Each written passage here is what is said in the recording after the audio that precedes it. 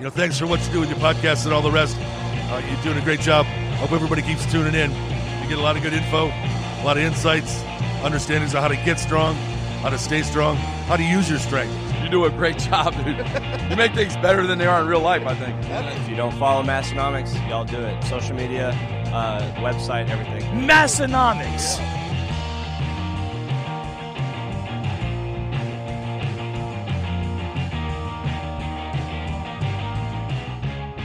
What the shit, Tommy? What shirt are you wearing over there? I notice we're matching again. For real, though, what are the chances that this keeps happening? Especially of this shirt. Yeah, this is a bit of an oldie. Yeah. One of my all-time favorites, though, the Massenomics varsity script maroon tee. That's an all-time classic. That is an all-time classic of mine. And this is about to be an all-time classic episode of the Massenomics podcast because we've got none other than episode... That's right. You guessed it. 420. Blaze it. Here we go. Blaze it. And we're recording this on 418. So we're just 2 days away from 420. It's all we need together. Graham Hancock to get in here and do a bunch of weird number things where it's all right.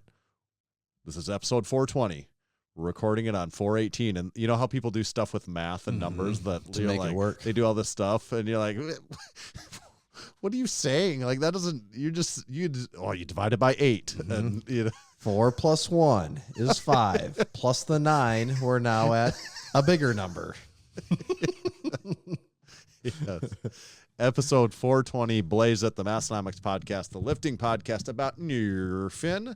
My name's Tanner. And my name is Tommy. It kind of is all part of the prophecy, though, of starting this podcast when we did and knowing we were never going to quit so we could do episode 420, roughly on 420. On close to 420 of the year 2024. The master plan is coming together. That's what we were thinking back in like 2015. Big 420 guys here. All about the Blaze holiday. It. So, happy holidays to all of those of you that choose to celebrate. I was thinking, do we do some... for the week of our 420 episode, and we could even start the sale on 420, which would be 2 days from now. So that would be on Saturday. Do we do like a sale on the High Bar Lifting Club tee? Probably should, just to get people all fired up, if you know what I mean. Yeah. Would it be, is it even possible, you know what, people never stop to ask if they should or if they could. Yes. Is it even possible that we could be like, buy any one regular price tee, get the High Bar Lifting Club tee for $4.20. Wow. You're saying from a make it possible in the Is the that website? even actually possible for us to do that? You could probably make it so that you could do a whatever discount. Like it'd be like a $16 or a $26 discount on just that t-shirt. Right. You know, we could probably do it that way. So the coupon code only applies to that item. But there probably is some. We'd have to look into it. We'll have to do some digging on that one. I really like that plan though. If you bought a regular price T-shirt, you get the High Bar Lifting Club for just $4.20. That is a deal right there. That's a smoking. That would deal. be the cheapest apparel item we've ever had in our store ever. That would be blazing off of the shelves. Mm-hmm. And you know what else goes blazing off of shelves? The Strength Co. plates from the Strength Co. They are the best, hands down, hands up. Put your hands wherever you want to. The best plates on the market. Iron Olympic barbell plates. They've got those tight tolerance on your barbell sleeves. They're E-coated. They're black. They're smooth. They're easy to grip. They're available at thestrength.co. They come in all sizes, all the way up to Hondu's, one of my personal favorite sizes, at least in my top 10 of all Strength Co. plate sizes. Then, of course, the classic 45, 25, 10, 5, 2.5, 1 1/4. So please, a very affordable shipping, a great value buy at the Strength Co. A great value buy 365 days out of the year, whether you got a home gym, garage gym, or semi-private club Massenomics gym style gym. Thestrength.co. And today's episode is also brought to you by our friends at Texas Power Bars. Now, if you're a Texas Power Bar aficionado, lover, enthusiast, just like us, you'd be well aware that they've been running a flash sale of up to $50 off all bars. I'm assuming they're also doing it because of 420. Blaze it. That must be why it's a blazing flash sale. Yeah. So What does that include? Oh, that includes all types of good stuff. We're talking Texas, the original Texas Power Bar. We're talking the brand spanking new 29 millimeter Texas Power Bar, Texas deadlift bars, Texas squat bars, and more. In all of their classic finishes, including Cerakote finishes. You can get them up to $50 off, depending on your preferred flavor. So if you want to get a part of the legend and know what it's all about, head on over to TexasPowerBars.com. Thank you, Texas Power Bars. Oh, thanks, Texas Power Bars. Ooh, we got a banger of an episode. We saved it all right here for episode 420. We've got Big Ken Cooper coming on as a guest in a little bit, and we've got more topics than we could possibly ever get to this weekend. And next week, we're leaving for home gym con. We're going on a trip to French Lick, Indiana. I know, which actually it's just dawning on me. That means we kind of need to record again early next week, don't we? We have to record next week probably on Tuesday or Wednesday. Can we get it edited in time if we record on Wednesday night? That's a tight turnaround. We might have to record on Monday, actually. Yeah. So we're just doing some planning right now. We're planning for 421 right here in 420. Hot dog. A little one of those peeks behind the Massenomics meat curtain that you kind of know and love over the years. You just saw it happen right there. What day of the week is that? Oh, okay. Probably the biggest news that we've had in ages and eons is the release of the brand new product that just came out today. Tommy and everyone else listening and watching, we both have it here. It's, of course, the Drink Spotter XL. And it's bigger. Baby. It's bigger and better and beefier than ever. See what I've got in mine over here? Yeah, a little Vaso Blitz, baby. I got a Waterloo in mine. That looks tiny in that huge thing. It is. It's just an illusion. For anyone that's been looking for Easter eggs along the trail that we always leave, you could have caught this in a few of our recent YouTube videos. Also, this has been behind me at the Massenomics podcast for the last few weeks. If you look closely, also if you've been in Massenomics gym, you would have just straight up seen one in there. Another Easter egg. There has been a trail left of these that you could have picked up on it earlier if you were watching very closely. And this thing is big. It's beefy. I've had mine in my garage since the existence of my garage gym, and I love this one. Because I like to lift with the big Hydro Flask, and this accommodates it. So this has been the perfect beverage holder for me. I also just like the increased size of it. I think what did you do the math, Tanner? Was this some 37% bigger than the old one? It's not just bigger; it's 37% bigger.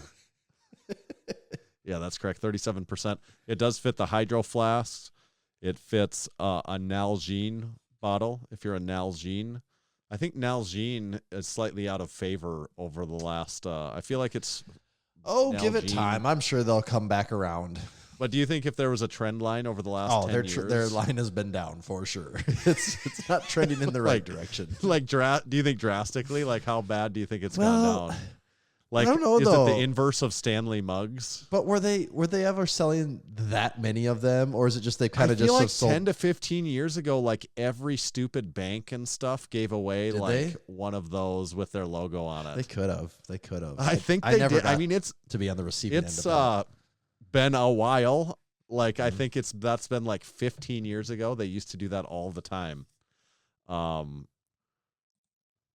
But maybe that decline was already been experienced so long ago that they've already been kind of at the bottom. There's nowhere else for them I'm to thinking go. 5 to 10 years ago, but it's really been like 15 to 20 years ago that those already went away.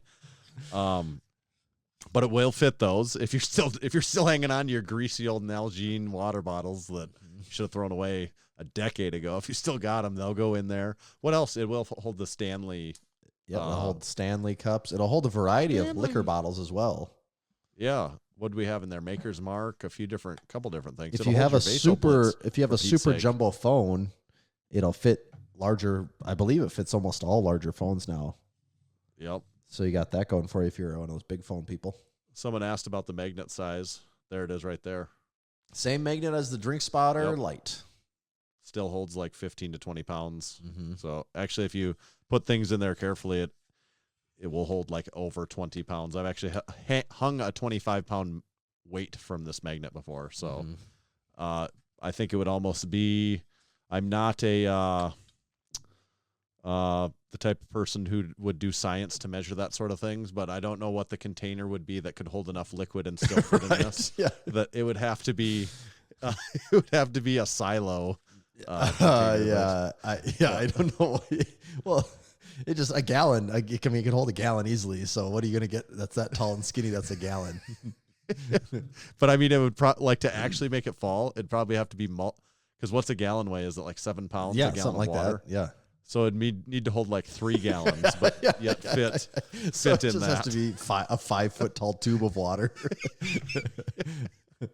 Yes, that might put it to the test. So make sure to check out your Drink Spotter XL at Massenomics.com. While supplies last, I suppose. Right. So, there's day 1 of the release, so we yet to see how many. And we also are going to be bringing a few of these along with us to Home Gym Con. If you happen to be visiting us there, we may have a few there. And we did make a fun video for this too.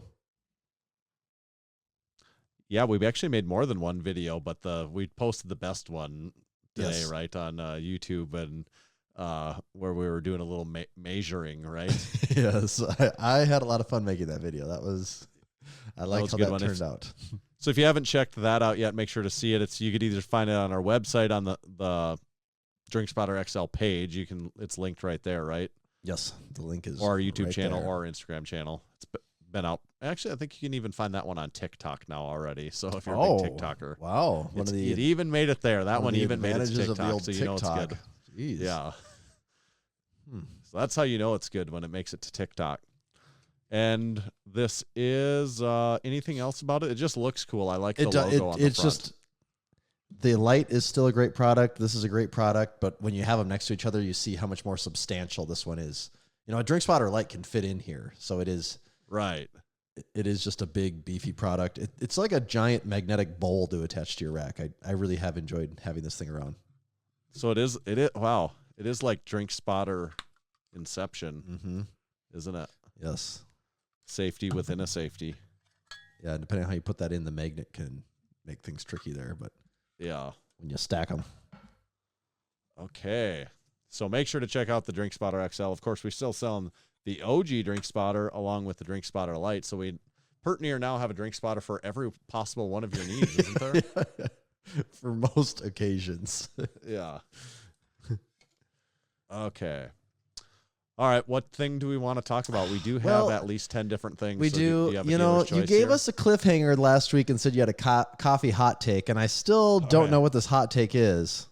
Well, luckily we let this hot take cool down for about a week. So everyone knows I do not want to be bothered until I've had my morning coffee. Of course, yes. I mean, it's not. That actually reminds me, I had to go take some. I have a client that produces like items. They make like printed items and engraving and stuff. And I was going to send you these pictures, Tanner. I had to go take some pictures of sample items for them. I'm just looking at it right now. This mug. Are you ready for this? These might be like your new mantras going forward. Are you ready? How am I going to see it? Are you pulling it up on something? No, I'm just going to read it to you. You'll just have to envision. Okay, gotcha. I just picture it. Okay, this mug says, I don't need an inspirational quote. I need coffee. So there's one for you. They get me. And then the next one here, kisses are like coffee. I need them every day. I don't know how I feel about that one as much. A little sweeter, a little on the sweeter side. I want my coffee takes to be a little angrier than that. Like I want people to be like, I'm scared to approach this man. Yes. Has he had his coffee or not? It's not. He's gonna. Like I'm not taking a love. chance. I don't know if he's had his coffee yet. I'm just gonna stay away. The other one they're more like afraid of. I don't know if I'm gonna get smothered in love and coffee at the same time. It's just too much. Yeah, too much I affection. don't like that. I don't want people to feel good about my coffee meme, hot take stuff like that. I want them to feel concerned. Like, is this person doesn't need coffee? They need counseling. It's not coffee that he should be so worried about. You are certifiably insane. Help. Yeah. Like this person has a lot of demons that coffee won't fix. Like a morning cup of coffee he's beyond that. That's not what's going to help him at this point. Okay. So I am a bit of a coffee drinker. I'm not saying I'm the world's foremost coffee drinker. I'm certainly not an expert on coffee. Not at all. I drink coffee like almost every day, but I'm not a connoisseur, I would say. My wife more so is, and I like the things that she makes. But I'm not really the maker of the coffee. I'm the drinker of the coffee, and I kind of almost like it all for the most. Like I like trying different ones and stuff, but I couldn't tell you back. Like I couldn't like eloquently explain what I like and dislike because I'm just kind of it's all good. That's what I'd say. It's all good. So that was my hot take. No. Well, it's quite the exclamation point on the end of that one. No. So here's what I'm going to say about coffee. This is my coffee hot take. Coffee does not need to be so damn hot. Oh, yes. When I have a cup of coffee, I like to be able to drink the cup of coffee. And when it's so hot that it burns my tongue, that is not the experience that I want when I'm drinking coffee. Why does it need to be so hot? And I don't need to pour it. I don't want to let it cool for 10 minutes before I drink it's it. Even I want to pour, like when I go to pour the cup of coffee, that's when I would like to start drinking the cup of coffee. Also, when I drink the coffee, I'm usually drinking it for a purpose of like, I want the stimulant to wake up and talk to the world. Yeah, I want the caffeine stimulant that's hiding in the black bubbles down there. And I don't want to be able to only take, like for 10 minutes, I don't want to only be able to take these safe, tiny little sips of where I'm like, okay, ouch, that kind of hurts. So, and then it seems like so many of the containers that you put the coffee in are geared towards holding the heat. Yes. For so long. I'm like, why do you need it hotter longer? Yep. Any of those Yeti how long cups, are you all holding that this stuff, around? You have to keep the lid off until it's at an acceptable temperature. And that's when you decide to lock it in. You can't lock it in at the height of the temp there. It's too much. That's and I know I call that a hot take because I'm assuming a lot of people think differently about that for some reason. Do they? I don't know. I sort of just assumed coffee was super, super hot for when people were taking their time with it, so that, yeah, maybe the first couple minutes are basically not doable, but then after that you have a little bit longer window than if it was just slightly cooler in the beginning. That was my guess, but maybe I'm giving it too much credit. That's not how I want to enjoy my coffee experience, though. Like, I want to be able to I don't want it to be cold unless it's a cold brew intentionally, I suppose, but like it can still be warm, like it still could be kind of hot, but it's almost always too hot to begin with. Almost always. I find gas stations are the biggest offender of the overly hot coffee, in my opinion. Yeah. I can tolerate it most places right off the bat, but gas stations really have that crank to 11. And then when you're in the car trying to do it and it's just bumping and it's I hate you can't do it. It's like, great. Like, it's burning my mouth. Awesome. It's also like our carafes at where I work, our brewed coffee there. It's that way too. And I drink coffee a lot of times before I go to if I work out over noon and I'll do coffee. And if I'm busy, I don't have I won't get to the coffee pot like 15 minutes before I want to drink it. I'll get there. Oh yeah. Like 30 seconds before I'd like to do it.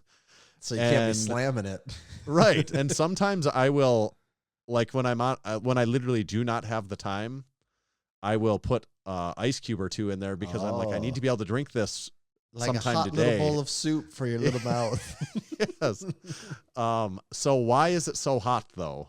Does it need to be in order for it to be made, does it have to be that hot? I don't think it has to be that hot. I mean, you can make coffee with no temperature, it can just just sit and soak in it. I don't know if if the heat makes it work better though, makes it release better. I have no idea. I don't know. I kind of just assumed the heat plates just cranked up to the hottest they could get them, and some have bigger heat plates than the other. Yeah. So how do you feel about that? Like, do you think that's I think that's a totally fair thing. It's just too hot, and you can't taste it anyways when it's too hot. It doesn't taste like anything. It's just scalding hot. Right. So I'm in favor of that. But what is your acceptable window when it starts coming down in temp, where you're like, nope, this is not an acceptable temperature to drink anymore? I'll throw it down when it's almost to room temperature. Okay, I will. If I've filled my cup of coffee, rarely have I ever dumped any coffee out. I will. So I do the same thing. Not that I chug it, but if I get a cup of coffee in the morning, I start working away. I might be sipping on it. I get in the zone, and all of a sudden I realize I have a half a cup of coffee that's totally room temperature, like it has no temp. I will still continue to sip away on that thing. Like it doesn't. Yeah. There's a lot of people though that once that gets cool enough, they can't touch it. No, I will admit that it is not as good. Yeah, when it's the hot is better, and then the closer it gets to room temp, the worse it gets, and then as soon as it starts going below room temp, it starts getting better again because now you're entering the cold zone. Which is kind of a funny thought that it's like, no, it's just in the middle where people don't like it. Yeah, just those middle temperatures that are a little bit sketchy. Mm-hmm. Yeah. I also am not. Yeah, I don't know. I guess I just want that to stop. Like, that's my petition for people is like, stop making the coffee so damn hot. I think that's fair. But and then like some mugs are like specifically engineered so that like it doesn't release any heat. Yeah, those mugs are too annoying because you got to go lidless. You got to go topless on those bad boys to cool them off. That's my hot take. Coffee hot take. That was hot. That was a hot one. Yeah, maybe it's a cold take. I don't know. A lot of plays on words with that hot take. All right. Oh, well, what about a can? You got a can over there? Yeah, I do. I already spilled the beans on it here. Did you? Oh, you didn't open it yet, though. No, but I am now. Okay. What do you got then? Little Waterloo blackberry lemonade. I feel like I've had these for a year. I just can't get through them. The twins. You know, I still got them twins. I got something a little bit different here. A little bit of something. I've got a Whole Foods grapefruit sparkling water. Wow, fancy over there. Yeah. Best served chilled, it says. Non-BPA lining, of course. Thank you, Whole Foods. Best served scalding hot. Yeah. Grapefruit sparkling water, non-GMO, verified. Thank you, Whole Foods. Pretty ritzy over here drinking from the Whole Foods can. That's that primo stuff. Yeah. Prices of no object in this household, apparently. I don't even know where this came from. Well, it came from Whole Foods is where it came from. Well, there is no Whole Foods. Like, where is the Whole Foods? Probably Minneapolis. So it's just a short 5-hour drive away is the nearest Whole Foods. Ooh, that's good. It packs a wallop. That is good. Let me try that again. Got me feeling all jealous over here with my lowly Waterloo. Oh, yeah. That's a good sparkling water. I'm going to give the grapefruit Whole Foods a 4. Wow. Okay. That's tasty. So it contends with the best of them. 4 out of 5 J.D. Power and Associates Awards. Yeah, that's good. That's better than a Pamplemousse LaCroix, I think. Wow. Okay. You got me. I got the bar set high. I'll have to look for one of those. Yeah, that's I guess we got to go to spend our retirement at Whole Foods so we can probably get a few sparkling waters. Am I right, people? It's expensive there. Oh, yeah. That's what I hear. Okay, got that can in us. We got that. We got that can in us. Okay.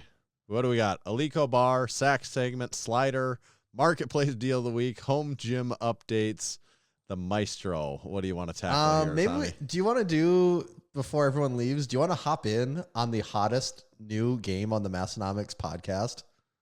Is that marketplace deal of the week? That is the marketplace deal of the week. Right. And I don't know. I'm introducing the rules to you for the first time here, Tanner. Yeah, so this is going to become maybe a recurring segment. And at very least will be a segment that comes and goes as it pleases. And just like the Instagram best comment of the week, this might not be the deal of the week. This just might be the most noteworthy item of the week. Right. That you find scourging through Facebook Marketplace. Deal of the week. And this one, if you're a Massenomics Discord member, you get the added benefit of screenshots will appear in the Discord for you to join in on this if there's something noteworthy to be shared. So, Tanner, in future weeks, you may have items to share with me as you're doing your digging and spelunking across the deeper depths of the marketplace.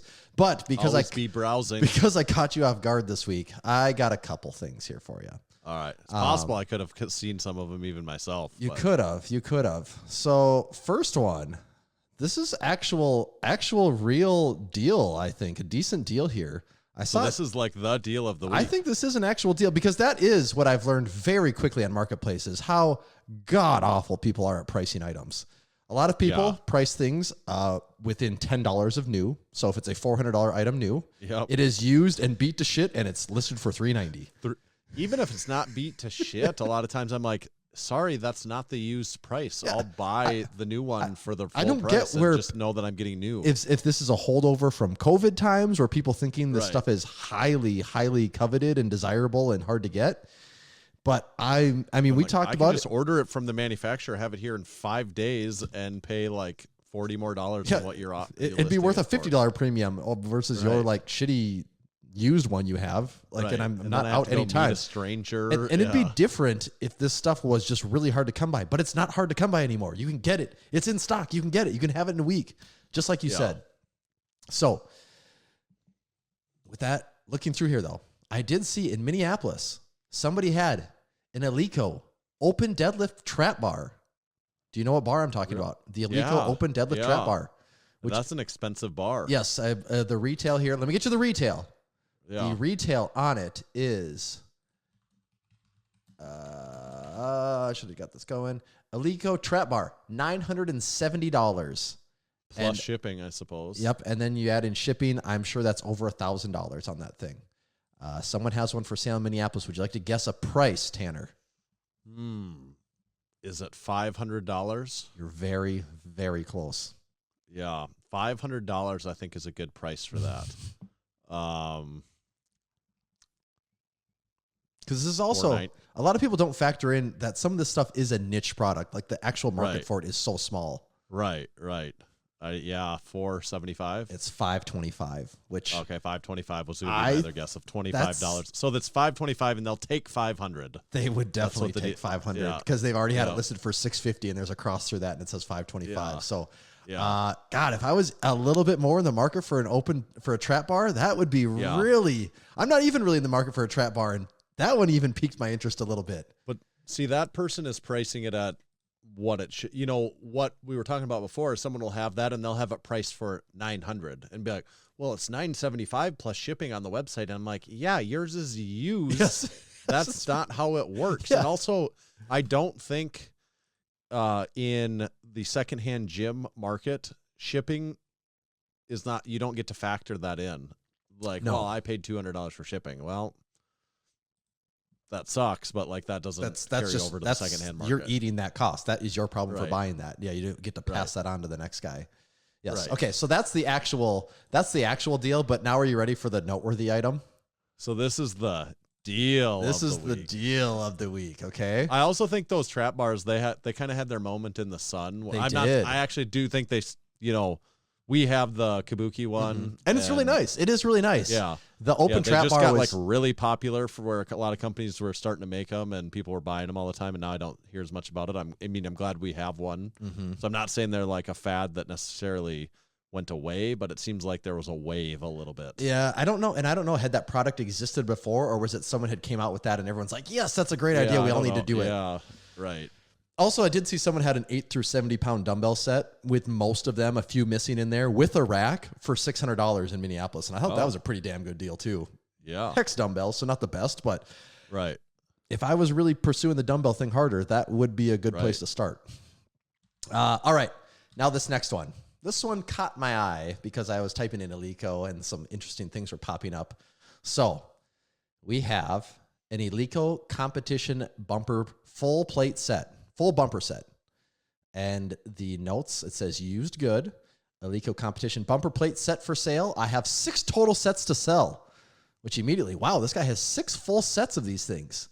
Right. A set comes with a pair of 25 kilos, a pair of 20 kilos, 15 kilo, and 10 kilo set. Amazing shape, barely used, best bumpers in the world, and at a fraction of the retail cost. Okay? Okay. Would you like to guess a price? $1,000 a set. So once again, that is a very good guess, Tanner. I just posted it in the Discord. I'm trying to guess something. I want you to look at the screenshot though, because there's something very noteworthy about this screenshot. So I just posted it in the Discord. Everyone in there is going to see it first. I might have to zoom in, read the fine print in there. I'm not sure how clean that shows up.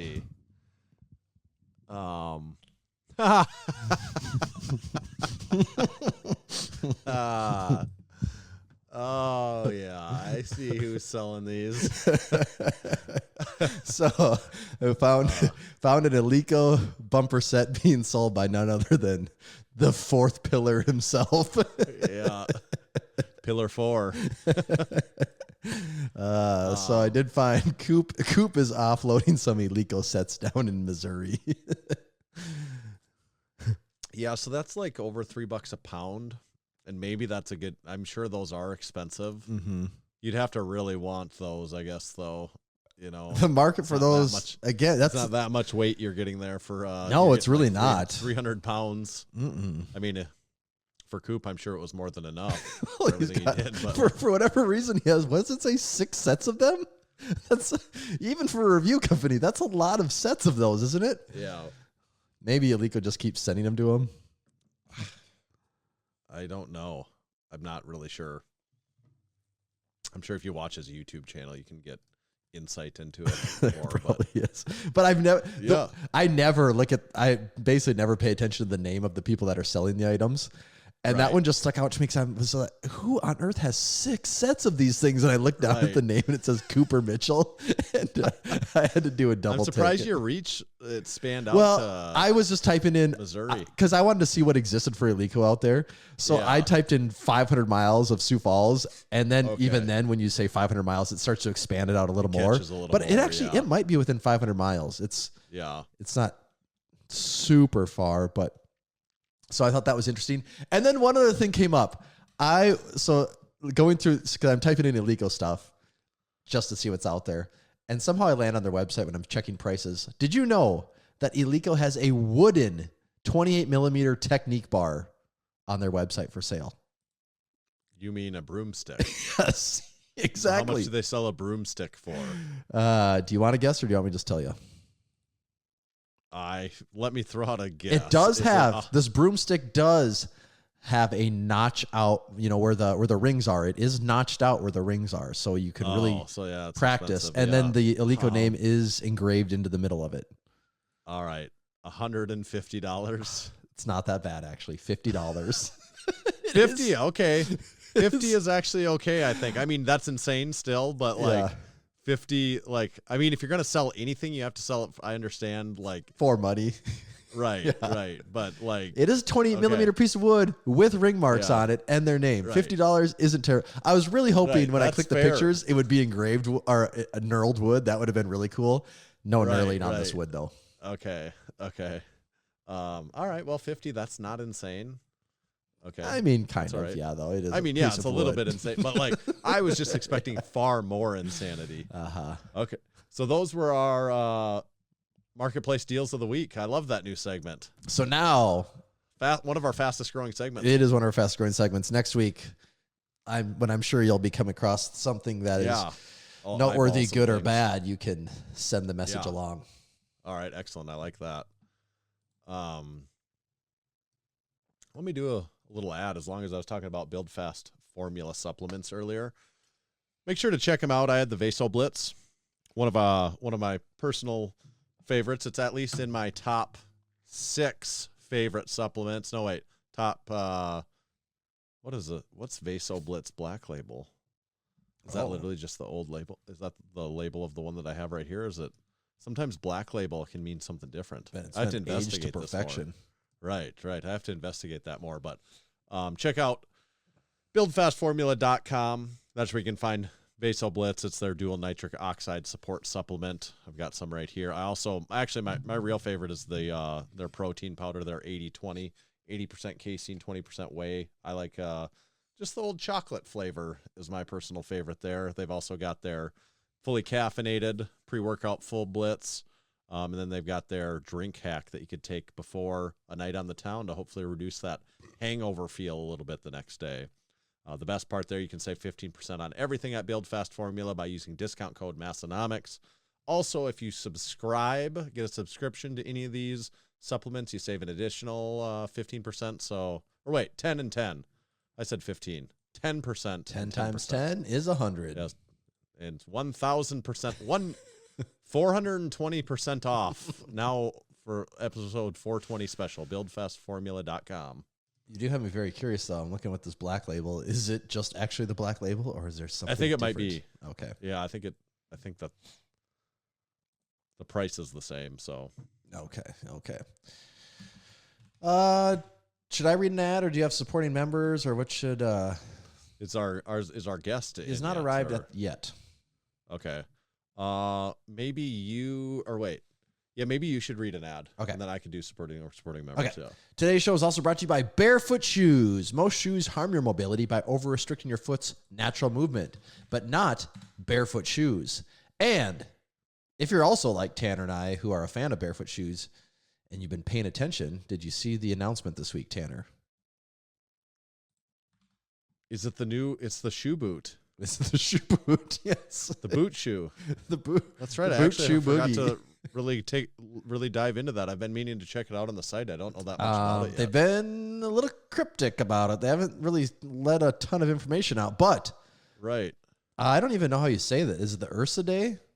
URSIDAE? We'll have to ask them. We'll have to get our inside guys to give us some more information on this. But I think they're going to be at Home Gym Con too, so we'll be able to talk to them next week. yeah, Probably get our hands on some maybe and see what they feel like. yes, it says it's a revolutionary addition to their minimalistic footwear collection that embodies the perfect blend of durability, versatility, comfort, and style. Crafted from premium U.S.-sourced, oil-treated suede for enhanced durability and water resistance, the Ursidae, God, I'm probably saying that wrong, merges the resilience of the Bruin with the comfort of the Ursus, setting a new standard in footwear without compromising on functionality. Designed to support healthier, stronger feet across diverse terrains, from the urban streets to untamed outdoors. So this thing looks pretty bomb. I'm very interested in this. If you are a fan of Barefoot Shoes, make sure you hop over to their Instagram. First of all, it's on there. And I think it's for pre-order on their website. I'm trying to see here. Let's see.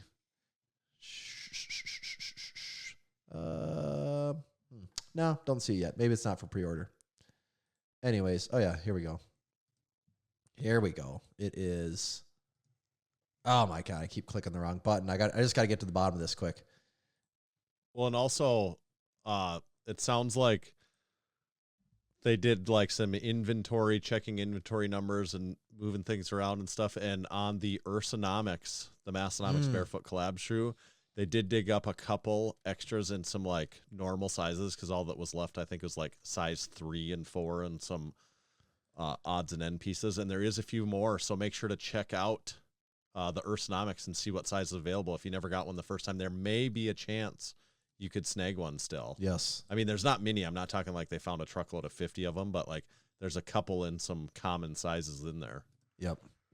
So, if you are in the market for a pair of Barefoot shoes for yourself, make sure to go to www.barefoot.store, use code Massenomics, and you will save 10% on your next order. That's code Massenomics at barefoot.store. Thank you, Barefoot Shoes. And our guest has arrived, Tanner. Should we pop them on? Yeah, let me start. We'll do supporting our supporting members later. Or you got to boot people off? I got to boot people. Okay. Yeah, you can do it quick. All right. Quick supporting our supporting members segment. This is another one of my personal favorite segments. We do it every week. We have a group of supporting members that choose to support our show. You can do that also if you'd like. Actually, we insist that you do it. Stop whatever you're doing and go support now. Support us. Massenomics.com/join. That's where you can find out more information on each of our levels and get signed up. It's very easy. It's so easy a caveman could do it. And if you get signed up, you get things like access to our exclusive Discord community. It's the only way you get in on that action. There's a special discount code just for those of you that join.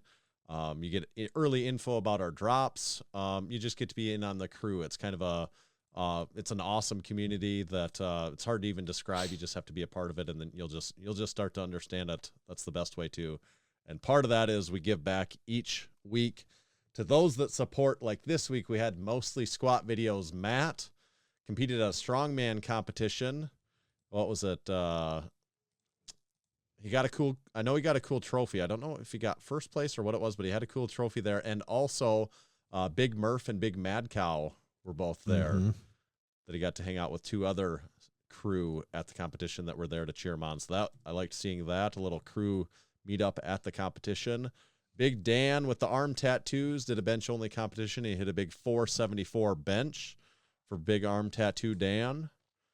He's the Dan that has the arm tattoos. And then Big Caden of Western Northeast South Dakota hit a family PR. They with the birth of their new son. So congratulations, Officer Big Johnson, with a big new family PR. And then this week you can check out Belt Fed, Big Chris from Big Belt Fed on the Unpaid and Underrated podcast. Go give Big Chris a listen and hear more about his process on how he makes belts and everything else about him. Thank you, supporting members. We've got Big Ken Cooper here on the Massenomics podcast. We're excited to get you on. If anyone doesn't know who that is, you might also know him by Gingercules. Is that how you would pronounce that effectively? That is the canonical pronunciation. Yes. Good job. Excellent. Been practicing that all day. Tanner is known for having the proper canonical pronunciation of words. So I can't even pronounce canonical. So if that tells you anything, we got several things to talk to you about. Actually, the more we dug, the more interesting stuff we found. And oh boy, sometimes that's not true for every guest, believe it or not. You know, we've had people where we had to dig really hard. You dig and you just keep hitting roadblocks, but we kept finding more strings to pull. So yeah. So it's going to be exciting. The first one I want to talk to you about is what's your take on the Roman forearm handshake? How do you feel about the Roman forearm handshake? I feel like if we were in person, we could do a good Roman forearm handshake right now. So I played water polo way back in the day in high school, and my friends and I watched Gladiator, of course. And as one does. Yeah, as many of us did, I'm sure. And we thought that handshake was the coolest thing in existence at the time. And evidently I haven't grown up since then. And I've decided to continue the legacy of my teammates after doubling in size since my water polo days. And the best part about it is it's a very convenient way to do a forearm size check on. Oh, you're everybody. Sizing people up as you go then too. That's good. Well, the history of it is that it was used to check for if you're hiding a dagger or a weapon up in your sleeves. So the modern version is you're just checking the forearm size, since you know I haven't worn long sleeves in a very long time. They don't do me very well. I do enjoy I can't say that I've experienced that in a long time, and I was like, I wish I had that in my repertoire. Like, I wish I did that. You have to be quick about it though, because like someone goes for a handshake and you have to make sure to like get past them before you get caught in the hand. Oh yeah, you have to be decisive for sure. Because are you familiar with the saying of someone saying "throw one in the old vice"? Have you heard that before? I haven't heard that one before. No. Okay. Yeah, you say toss one in the old vice. Put one in the old vice. Give them a hand. You clamp it down. Okay. Yeah. Like your hand is so strong that it's a vice grip. Oh, I see. Yeah. You try that sometime. It's also a great icebreaker. Nice. Add it to the repertoire. Yeah. The handshake repertoire. Yeah, they say you can tell a lot by someone's first initial handshake, and you can really tell a lot when they hit you with the Roman forearm handshake. You're like, wow, this guy's playing on a whole, like we were doing checkers and this guy's doing chess on us. I love that. So we did get to hang out with you, talk to you a little bit at the Arnold this year, and you lifted in the cage. Was that your first time in the cage or not? My first time in the cage. Yeah. What'd you do? I did 2100 SBD back to back, one after the other, and I doubled the deadlift at the end, because how could you not when there's a bunch of people yelling at you, right? When in Rome. There you go. Yeah, what'd you do? Like a 700 squat, 550 bench, 850 deadlift or something? Does that add up? That's right. That was my first 700 plus squats since my small knee incident a couple of years ago. So what better place to hit it than there? Huh? Yeah, we also want to ask you about that a little bit specifically too, about the knee injuries that you have. But anything else about the cage though? Like was that a bucket list sort of thing? I think for a lot of people that have been lifting and been serious about powerlifting and in the space for a long time, I assume the answer is yes, right? Oh, absolutely. Yeah. I mean, growing up, seeing, I remember distinctly Dan's 900-pound beltless deadlift, and was like, just the hype, all the other lifters I've seen over the years there, just the energy. I thought it would be so cool to get to experience that one day. And the funny thing is, having done it, I basically blacked out and had like an out of body experience during the whole event, because I've never been that hyped lifting before, and that's saying something after doing it for, 15 years. So I'm really glad there's video and pictures of it, because honestly, like, it's hard to remember exactly what was going on. I was just, people yelling in my ear, people screaming. Someone started taking a chair and slamming it on the ground to get the get the crowd hyped. It was wild. One of my friends actually came out. I have a group of friends I normally play Dungeons and Dragons with right at this time. Actually, we normally do Thursdays, but the dungeon master was busy this week, so I had availability. So we didn't throw anyone off their game then. Nope. I am free from Dungeons and Dragons for once. Do you have? We didn't need the D&D people after us again. Yeah. Good luck. Do you have like because I've never played D&D. Do you have like a standard like character you play as every week? So with my group, I kind of begrudgingly got into it, because originally I would play some online games with them, and they started playing Dungeons and Dragons. So I was playing Rocket League at the time, actually. And I really wanted to play Rocket League with the boys, and they're like, "Oh, we're doing Dungeons and Dragons this week, so you got to try it." And I was like, "I just want a game, man. That's too much of a commitment." But I made a joke character for that campaign. It was Stump. He was a half orc barbarian who accidentally gnawed off one of his arms. And I kind of made him as like a joke character, because I figured I wouldn't be doing it for very long, but ended up falling in love with that character, falling in love with Dungeons and Dragons. That was like 5 years ago. Some of our campaigns have been 2 years long. So first I had the barbarian Stump, and then I realized I basically get to play a barbarian in real life. So I tried doing a druid for my next one, fungal druid. And right now I'm actually playing a bard, a little autonome, like mechanical steampunk clockwork bard named Clangus that has a giant gong on his back. Okay. So yeah, I'm particularly interested in the bard. With a tight resemblance to my last name. Is that a B-A-R-D bard, or that's correct? Yeah, he's okay. So is it a poet? Is he a poet? Kind of. Okay. The class description specifically, he's a College of Eloquence bard, so he's very kind of silver tongued, has a ability to advantage on charming and persuasion. And his story is basically that a gnomish tinkerer made a mechanical gnome, mostly as a joke to piss off one of his neighbors. That's what the giant gong is about. He would just clang this giant gong to anger the neighbors, and then eventually one of those clangs hit just right and like hit some of the cogs in his head and gave him this sentience. So like, you clang, therefore you are. In his case. And the campaign has been him with a group of adventurers learning to what it means to exist and also save the world at the same time. So is it standard affair to have a well thought out origin story, or is that the exception here?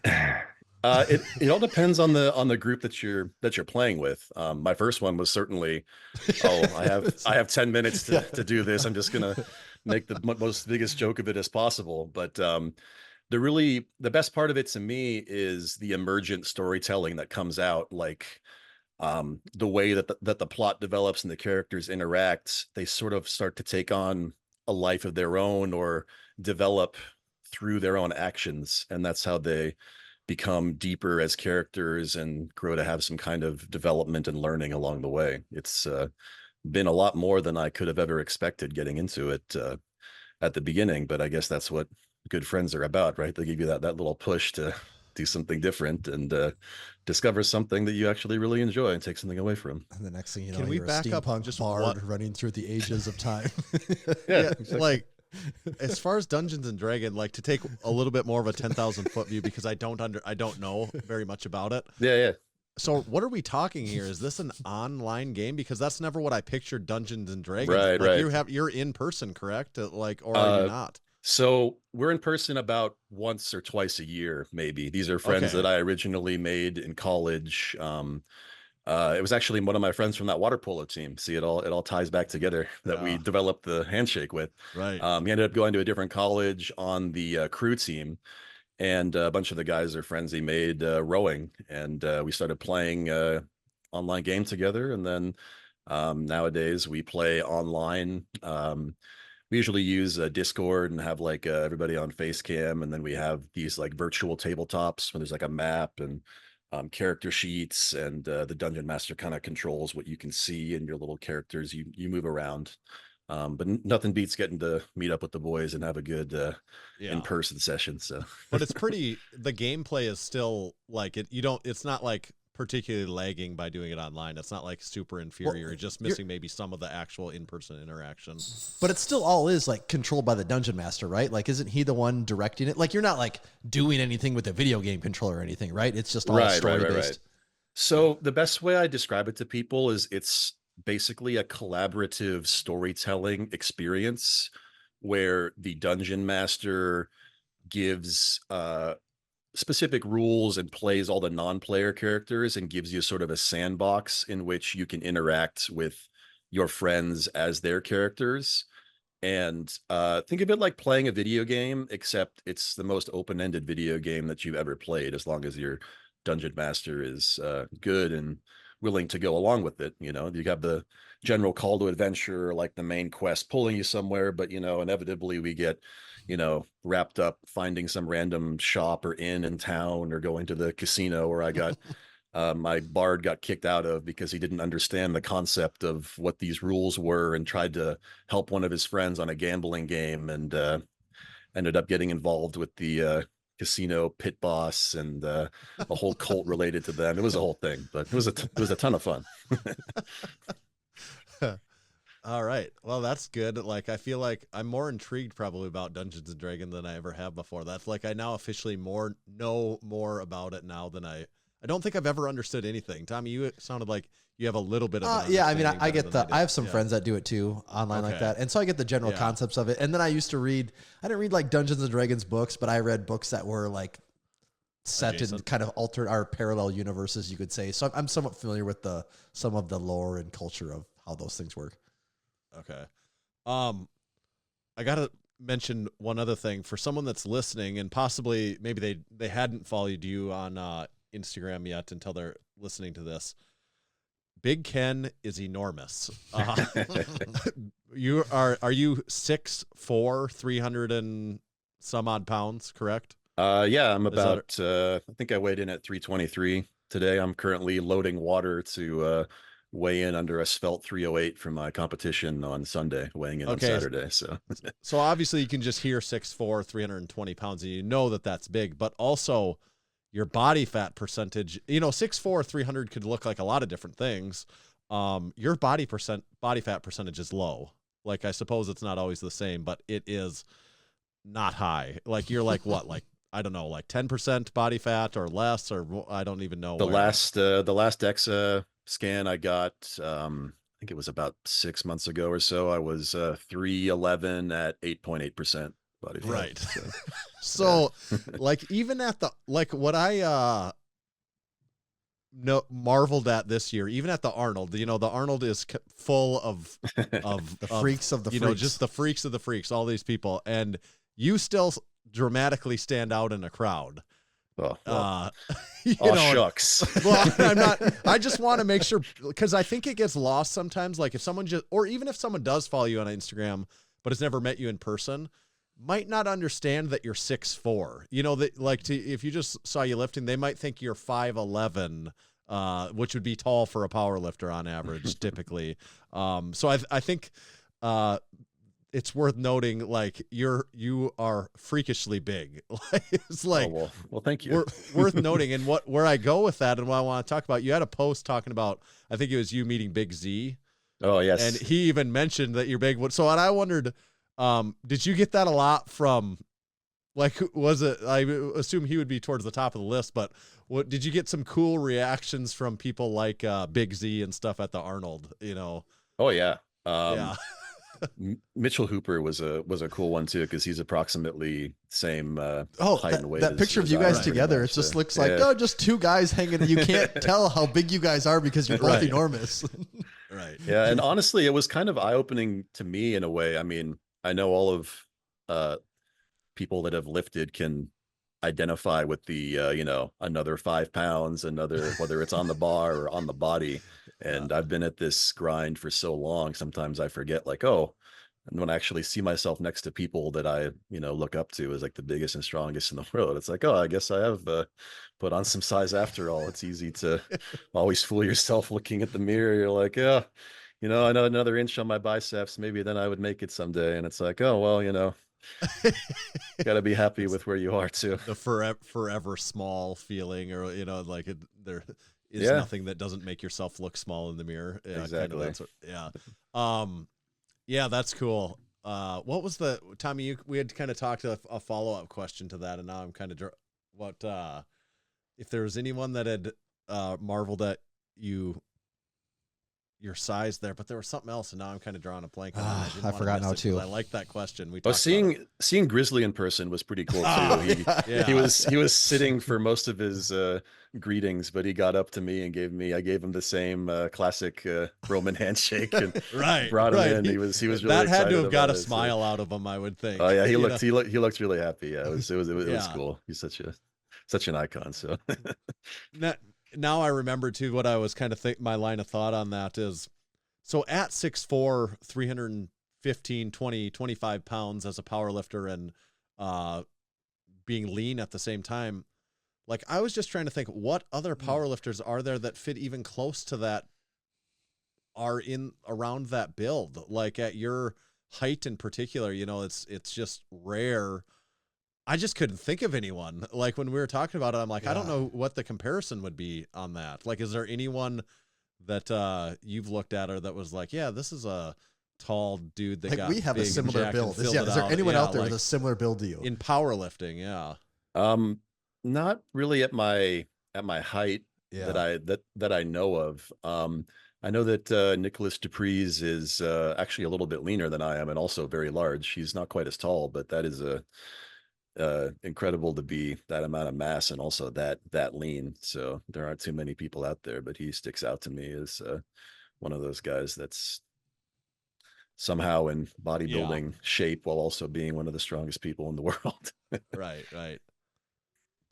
Something I got to bring up and ask you about. Do you have a home gym? I haven't seen any videos from you. I do. Yes. Okay. Yes. So is that the rave cave? Yes. With all the ridiculous RGB lights. Yeah. Like, can you explain the lighting in your cave for someone that hasn't seen this? Like, do you train there very often, or do you enjoy going out to the gym more?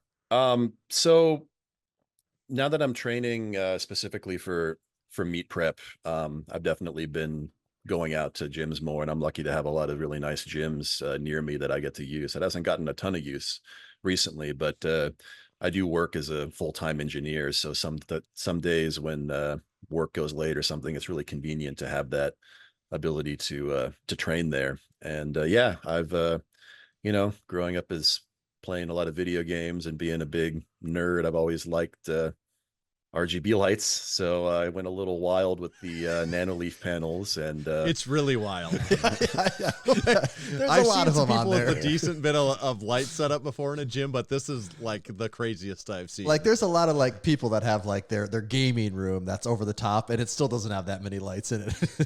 Yeah, it's definitely got a little out of control. But once I started, I was like, oh, I just got to add a few more here to cover this side of the platform, and then if I do deadlifts here, and then next thing you know, the ceiling's pretty much covered, and get the music pumping and put them in the sound reactive mode, and it's a lot of fun seeing them go to the beat of the music. So like if you have them going, are they going the entire session, or is it just for like some top sets where those are on? They're usually on the entire session, but I usually have them in the more ambient modes until it's time to get to the top. And also part of my mental justification for my silly idea was along the lines of, if you can dodge a wrench, you can dodge a ball. If I can bench press 500 pounds while there's a disco that. strobe light going off in my eyes. I can meet day, whatever goes on, it'll be fine. Yeah. Is it distract? I mean, so there would be a level of distraction, because that was my first thought, is like, I'm not sure if I could lift with that going on, because that is insane. It depends on how obnoxious of a setting I put it on. There are definitely some that are straight up like strobe lights and pump up the heavy EDM bass tracks, and it gets it is good to know though that if you're ever in Vegas, like at a David Guetta residency, and he needs someone to come on stage and bench, that you could be there at a moment's notice and just not miss a beat. There you go. Always practice and be prepared. Yeah, I like the rave cave. And also, I mean, if I'm being frank, it makes for good Instagram posts too. Beholden to the algorithm. What can you do? It must be fed. Yeah. Yeah. You mentioned you're an engineer. You're also an MIT graduate, correct? Yes, I think my little banner. Oh yeah, we can even see it back there. So, yeah. So is that I don't know a ton about MIT, but was that undergrad, graduate, or both, or what? Undergrad. I got degrees in computer science and electrical engineering, and that was quite enough for me for the time being. Yeah. It was honestly very very challenging and humbling, but that was exactly what I needed to spur some growth in how I approached things. Basically, I got away with some not so great habits and needed to learn to rely on the help of others a lot more to make it through there successfully. And I made a lot of connections I'm very grateful for to this day that I still keep in touch with. So it was a really good experience. So MIT, very, very noteworthy, very prestigious school. Was that always a goal of yours, or was that something that as high school went on, you thought, maybe there's a chance of this here? It's kind of like working up to a 900-pound plus deadlift for me, where it's like, do you want to get there eventually? Yeah, but if you over focus on that, you miss all the steps along the way. So it's a long time ago, but I had parents that had high expectations of me, and I just tried to do what I could each step of the way. And as it seemed like more of a opportunity, it was really during the college visits that MIT kind of stood out to me among the other colleges of its type. So that's when it attracted me a lot. Basically, the people there seemed to be more interested in talking about what they were doing and the cool things that they got to do versus about themselves, compared to some of the other Ivy Leagues and other top tier schools. And that's what kind of attracted me to it. Basically, people didn't take themselves too seriously and weren't afraid to have more fun with what they were doing, and that while still working extremely hard. And that's kind of walking the walk and not just talking the talk. Yeah. Like the Harvard dweebs. Yep. So you threw at MIT also? Was that a goal, or is that something when you got there that you're like, oh, I could do this too as long as I'm here? I did want to throw in college. What happened was I did water polo and swim team for 3 years through high school. My high school was very centered on water polo, actually. It was an aquatic high school. Southern. Yeah, it was.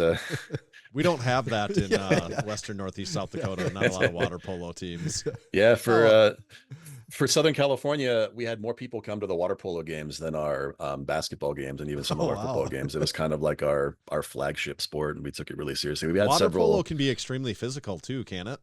Oh yes. I actually had I was wearing braces at the time. For braces, you have those little spikes on them. You put the rubber bands on. Somehow, I got shoulder checked by someone, and the spike of the brace went into his shoulder and ripped out my braces into the flesh of the guy's shoulder. Yeah. And a few of my other friends lost a few teeth from getting kicked or punched in the water. It's pretty physical. But for me, the biggest thing was that's what really introduced me to lifting. And for that, it was a lot of circuit training and calisthenic stuff. And I was like, oh man, this lifting stuff is pretty cool. I remember I was a freshman, and there was a guy on the team who was a junior, and he was on the preacher curl with like 35s on the easy curl bar. And he's doing some reps with that. And I thought that was the coolest thing. And I was like, oh man, someday I want to be able to move some 35s in the preacher curl like that. Yeah. I couldn't do it until after I stopped water polo when I got so tired of swimming. I felt like I had that black line on the bottom of the pool burned into my retinas because if you were on the water polo team in my school, you'd do water polo, swim team, and also club water polo. Basically, you would be swimming all year. You just And lived in a pool. Yeah. I got kind of tired of it. Friend convinced me to try track and field throwing. He's like, "Oh, you're pretty big." I was 180 pounds at the time, but pretty tall and big frame and kind of strong, And like, "Oh, you should try throwing. The shot put. You seem like you could get it pretty far." And tried it, enjoyed it, switched to it. Senior year of high school, went from 180 pounds to 220 pounds when I started taking lifting seriously, and got into MIT and talked to the track and field team. And we're like, "Yeah, we'll start on the team," and worked hard. Eventually, by senior year, I was like 250 pounds, made it to nationals, was All-American in the hammer throw, went to nationals for shot put, discus, hammer throw, and weight throw. And to this day, I attribute a lot of my really strong core strength to the specific exercises we would do for throwing. There was a lot of medicine ball throws. We do GHR twists holding a 45-pound plate back and forth, weighted sit-ups. That's where I started doing my ab rollouts too, that I can still do at my size now. There was a guy on the pole vaulting team. Those pole vaulters are super athletic, who was like, "Oh, you should try doing these ab rollouts with us." And eventually started doing those. And the secret to doing those at 320 pounds is do them when you're 100 pounds lighter, and then keep doing them ease into Along the way.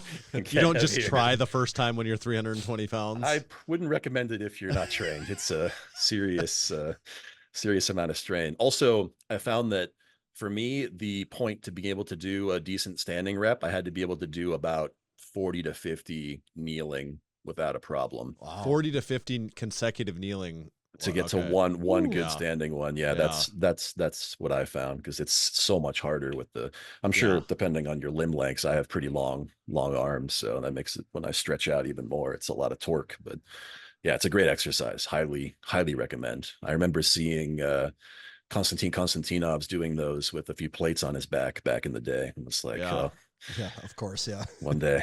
So Yeah. when you go to MIT, then get on the track team, is that when you first get introduced to like a regimented like training program of lifting in the gym? Actually, like is that the first time in your life you're doing that? It was actually in high school. I was really lucky to have a track and field coach who trained with the American record holder in the hammer throw, and okay. had like serious So you had someone that actually competitive did know what they were experience. doing. So no, he knew about programming, periodization. He was a really good coach. He got me started pretty early. I I actually almost got kicked off the MIT track and field team for doing extra workouts outside of practice against coaches' wishes, because I wanted so badly to be big and strong that Yeah. I got caught after classes just lifting some weights in the gym, and they're like, "Not buying into the program." I was like, "The program looks awfully similar for me and people that have never lifted before, Yeah, little right. individuality." Right. But it worked out our differences. Yeah. So going through MIT and then becoming are you an electrical engineer or The majority of what I do is automations engineering, factory automation, a lot of industrial control stuff. We do what else? Like HVAC control systems, Okay. a lot of vending machines. We do a beer chiller system too. Basically, the controls and the programs that run those controls to keep okay. fancy bar beer systems cold. Lots of stuff. But Yeah. So my point there, you have a real job and you do real things, and you probably have real stress there and stuff like that. Does that that's not alone unique for, say, a high level power lifter, but it seems like if you took a poll, it might not be the most common, I would guess, out of the group. Do you feel like, does that interfere at all from like a stress or time standpoint, or are you able to manage that all right? It definitely has its challenges at times. I'm sure that if I worked a more physically demanding job, that would also have its challenges in different Right. ways. Although for me, making sure that I I have a adjustable seated standing desk and making sure I don't sit all day so my hips get super tight before I go to the gym after work and try to lift big weight. That seems to help. But for me, especially as an engineer and working through that all my life, engineering is very there's a lot of systems, a lot of variables you have to keep in mind. And for me, lifting is a very welcome respite from that in a way. Obviously, you're thinking about your percentages and your progressions and everything, but on a smaller scale, in a way, nothing is as beautifully simple as lifting can be when you take a weight and you either pick it up or you don't. And that's being able to be present in something as simple but fulfilling as that gives me a really nice mental break from needing to juggle complicated systems and the even more complicated part, keeping customers and, keeping teams of engineers happy depending on how we're working with different people. So it does provide challenges, but just like anything in life, if you look at it the right way, it provides opportunities as well. And I try to work it out in a way that matches my requirements and my demands in a way that allows me to do the best that I can in both worlds. Do you go into an office for work or do you work remotely? I go into an office. Yeah, we mostly work with I do a lot of computer programming, but a lot of the stuff that I program has to be connected to sensors and physical boards, and a lot of that for the most part needs to be done in person. So do you ever get office pizza parties? Not as often as we should. I'm going to bring that up with management, HR so. At least. Yeah. That should be okay. Switching gears slightly here. We're from South Dakota, where you might find Mount Rushmore if you were coming to visit. So we like to play a little Mount Rushmore game. And what we're curious for you is what your Mount Rushmore of gingers would be, if you could, if you've got any that stick out to you. I don't know if you can think of 4 or if anyone comes directly to mind, but we'd be curious if you'd have anyone to fill out the Mount Rushmore of gingers. Let's see. First one that comes to mind, Benedict Magnuson, because when I got lifting, his deadlift, that 1,015 heaviest conventional in competition to date, that was just the way. Everything about that video got me so hyped watching it. It still does. Yeah, it's a sweet video. Yeah. So he definitely comes to mind. I would say Disney Hercules also comes to mind as an iconic ginger. I mean, but with my name, I guess I'm a little bit biased, but iconic ginger presence through the ages. I think that a lot of people have seen. That's the cartoon Hercules, right? Like it that didn't really dawn on me that he does kind of have red hair there, doesn't he? Yeah. It's I think I would call him a fellow ginger myself. Actually, yeah. Depending on the art, it goes from blonde to just straight up red. Wow. Okay. Yeah. Never realized that one. All right, he's in the club. Let's see other gingers. Reading was a big part of my life growing up, and the Harry Potter series. So I got to put Ron Weasley on there. I was wondering if he'd make the cut. Yeah, I mean, I actually spent a long time growing up reading only nonfiction books. I don't know what really young me was about. I was just like, oh, I'm going to be a great engineer. I don't have any time for any silly fiction books. I'm just going to read like how things work and figure out life. But one of the first series that I read and was like, oh, maybe there is something to this whole fiction thing. Shortly after reading the novel Hatchet back in the day. I read that one. That was mandatory reading in junior high or something. For me, I think. Yeah. I like the outdoors a lot, so that one was kind of a good bridge between like nonfiction and fiction. And then past that, the Harry Potter series really left an impression. So have you ever read any Harry Potter fan fiction at all?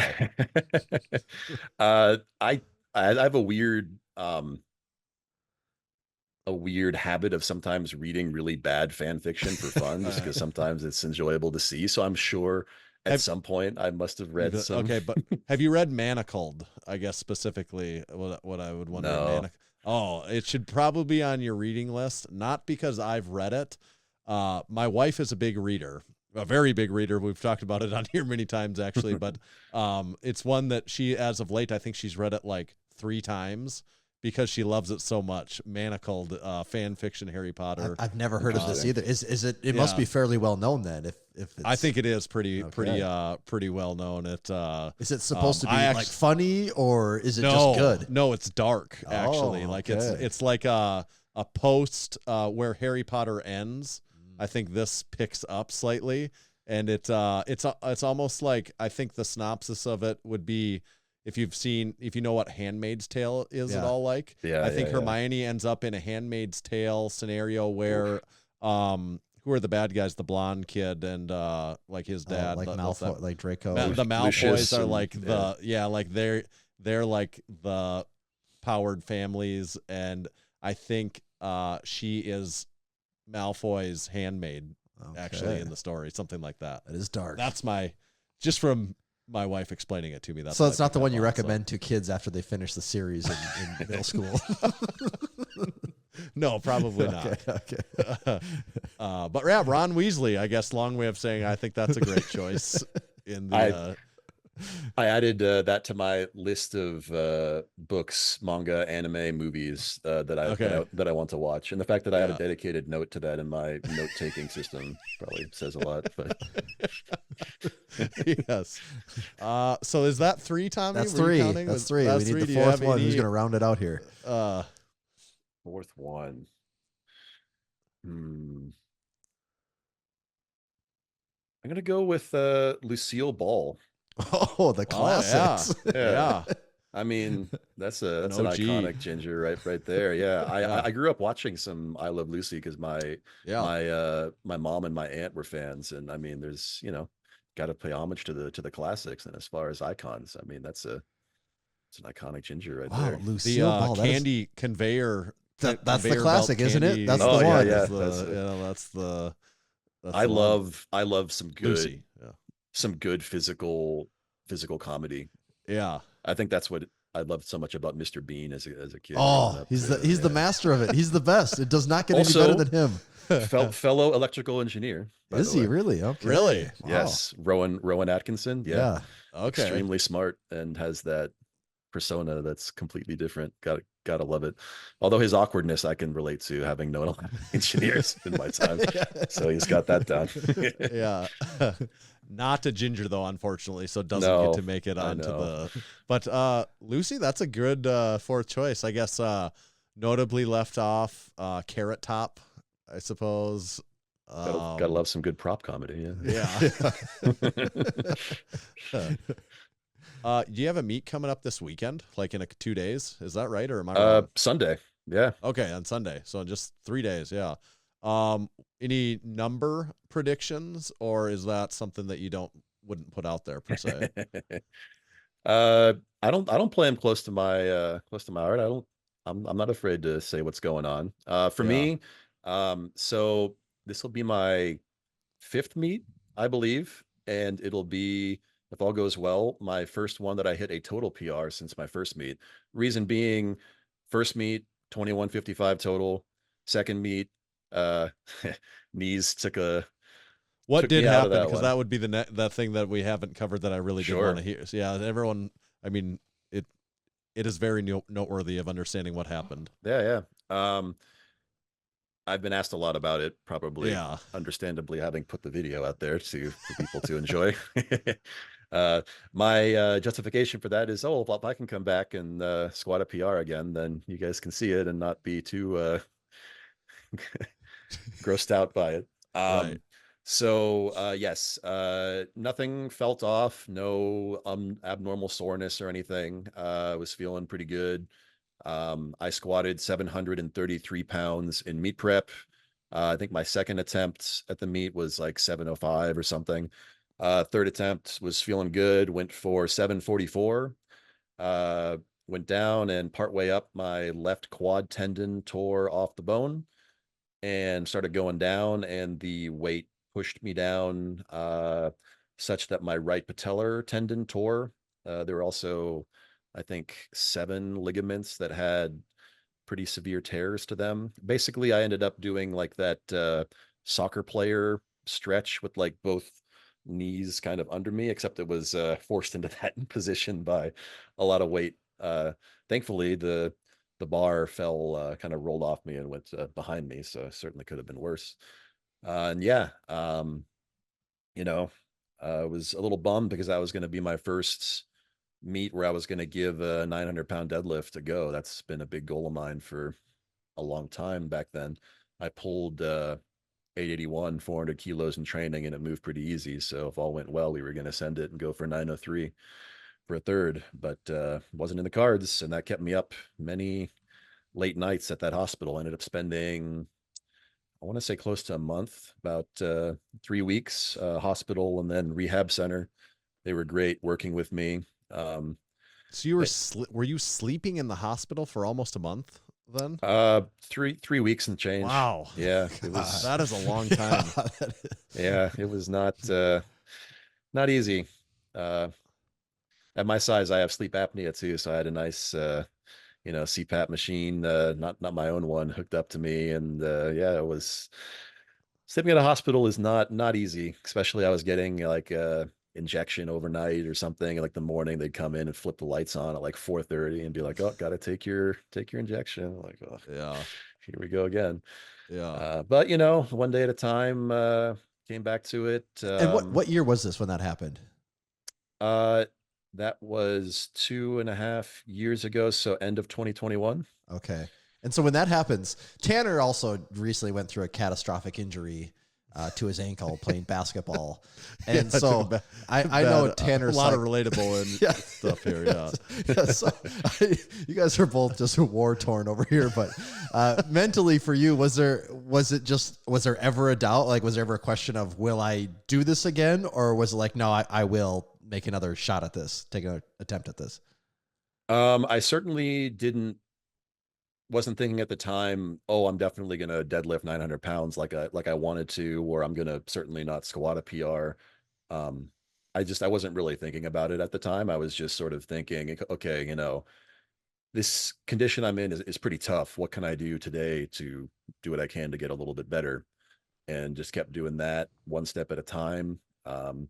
Made it back to the gym, and I was doing Larson presses for a while. There's a funny little video where John Hack is holding up my legs, doing a little plank as I'm Larson pressing. I think like 440 for 5 or something. Just took it from there. I think what's my very first squat? I want to say maybe 4 to 5 months after I did a super light squat, and it didn't feel great. Stuck with SSB for a while, and worked my way back up. Deadlift started coming back up. I did a ton of stiff leg deads just to start building strength and confidence back. Really high rep stuff to start. And 1 year later to the very day is when I pulled my PR of 909 for a deadlift. At 1 year. That is a quick turnaround. From the injury date. Yep. Wow. 1 year from the injury date to the day. That's pretty crazy. That is. And then, yeah.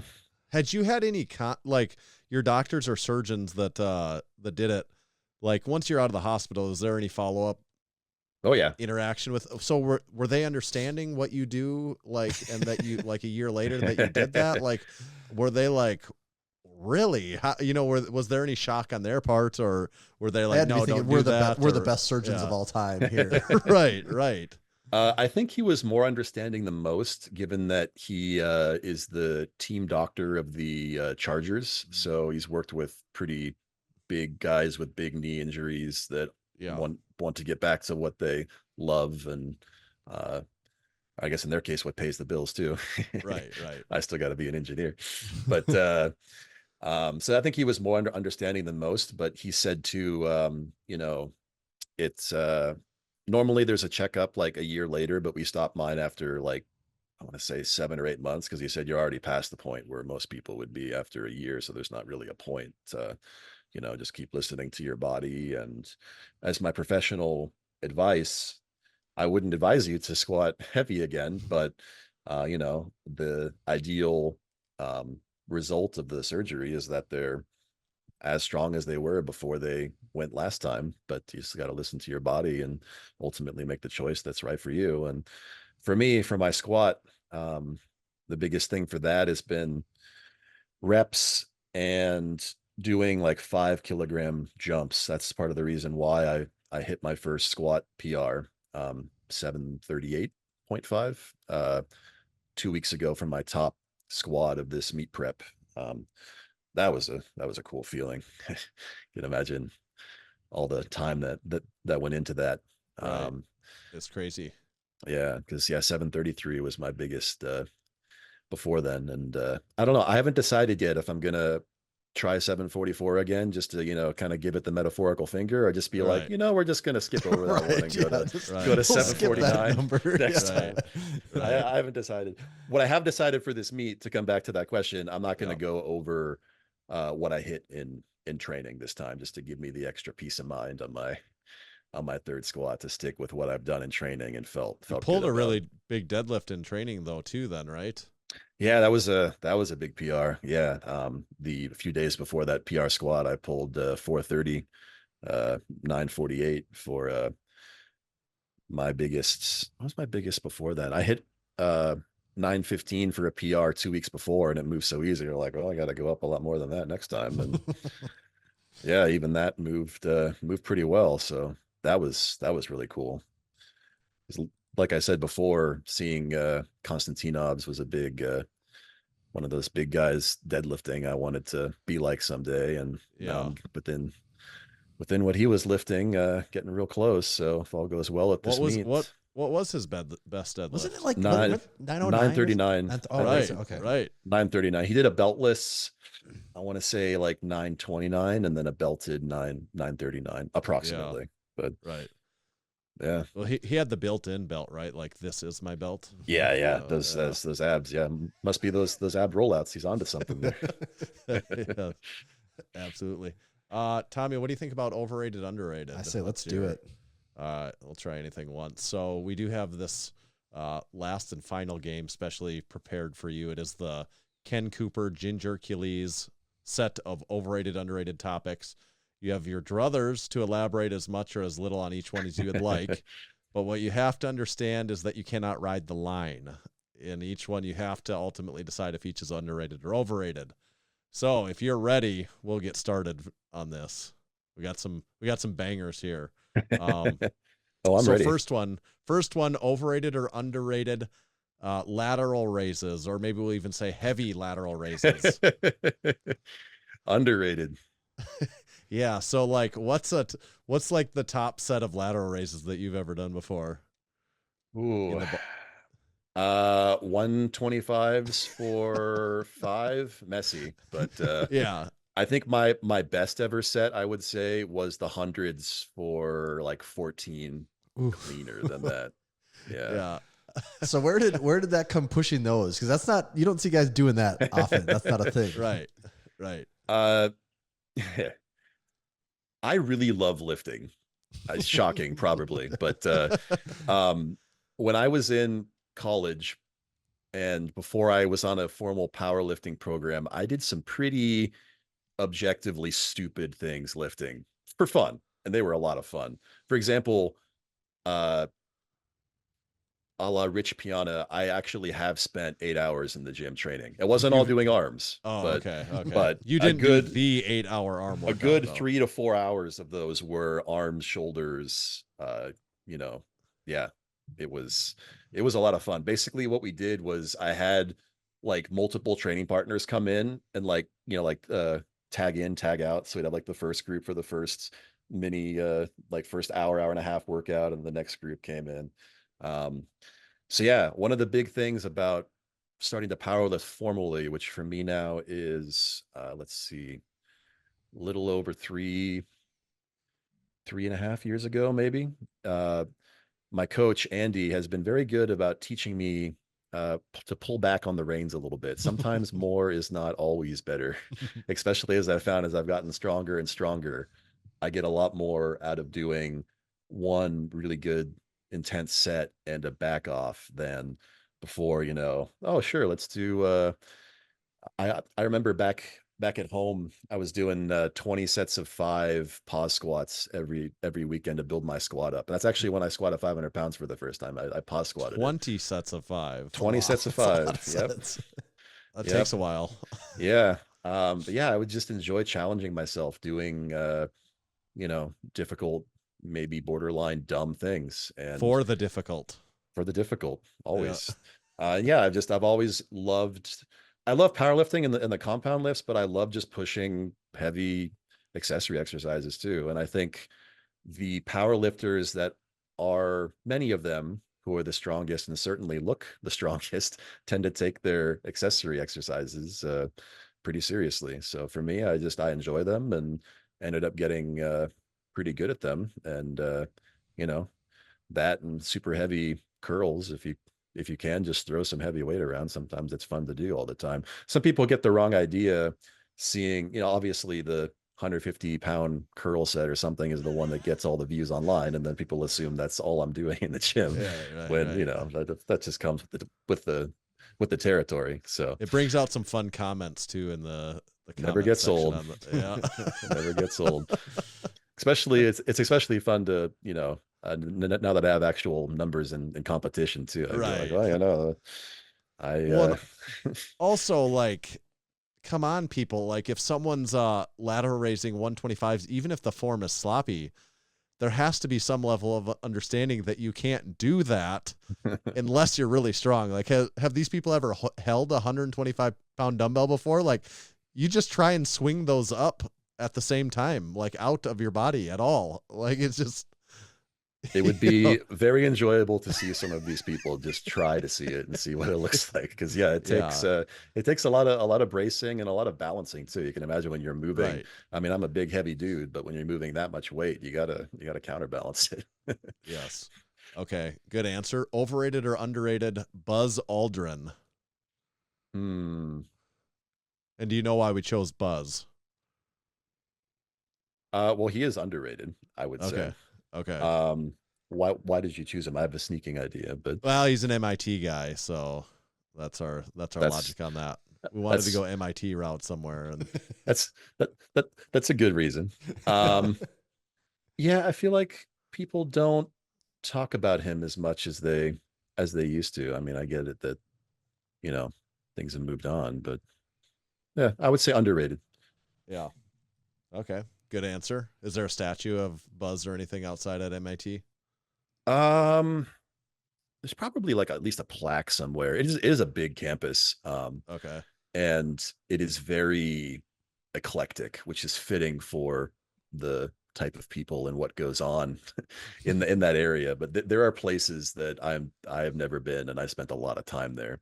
One of the things they do to introduce the new students kind of to the culture. MIT has this culture called hacking. It's not necessarily literally like breaking into computer systems or anything. It's more like going around to parts of campus that are unknown or doing like fun but harmless pranks. There was one where they made MIT has this big dome in the middle of the campus, like a lot of college campuses do.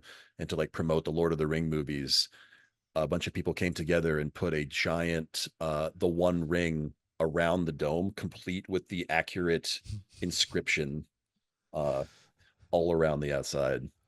It's a tremendous amount of work, but those, when you got to procrastinate on your differential equations, what better way to do it than make a giant One Ring replica in the middle of campus? Huh? So yes, I'm sure he's there somewhere, but unfortunately, I haven't. I can't recall, or I haven't seen him. Did you happen at your time at MIT? Did you do any card counting with Kevin Spacey? Oh.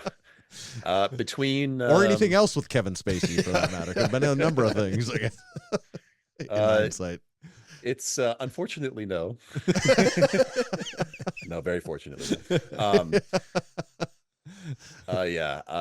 Between the engineering 2 degrees and track, and then my 8-hour workouts, I had negative time. I remember also hitting my first 200-pound snatch. I used to do a lot of Olympic lifting back in the day. snatch lift, yes. At 2 a.m. in the one of the dorm gyms, because the regular gym was shut down.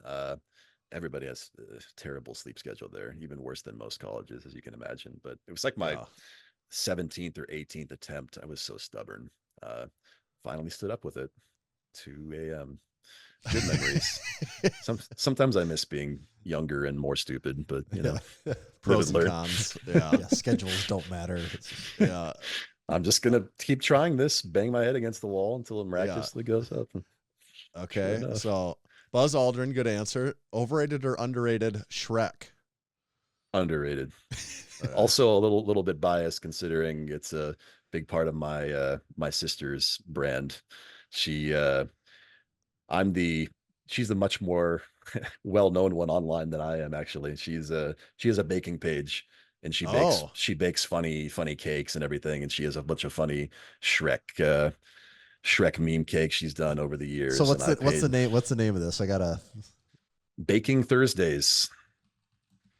I have to give her a lot of credit too, because she pushed me into encouraged me to put myself out there, join a powerlifting gym, because I was the perfectionist type where I was like, oh, I'm not strong enough, I'm not big enough, I want to wait until I'm better. And she gave me a lot of encouragement to put myself out there, start putting my lifts online, and join a powerlifting gym where I met John Hack and Andy Huang, and you know, started learning and growing a lot. So I always give her a lot of credit for that encouragement that she gave me. She does have a following, doesn't she? She's got some, wow. She's got over 1 million subscribers on YouTube and 300,000 on Instagram. And she makes some very, very comical, very funny pieces here. I do gotta give her credit. She's got some buff cakes on there too, which is sort of it's really funny. Yeah, she went to Columbia, got a computer science degree, and was like, oh, I really like baking though.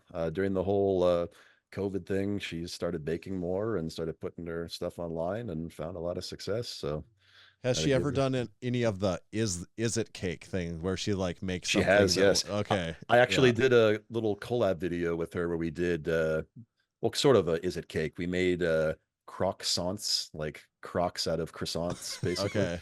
Yeah. So that's fun. Nice. Yeah, excellent. Shrek is definitely a recurring theme throughout her pieces here. Yep.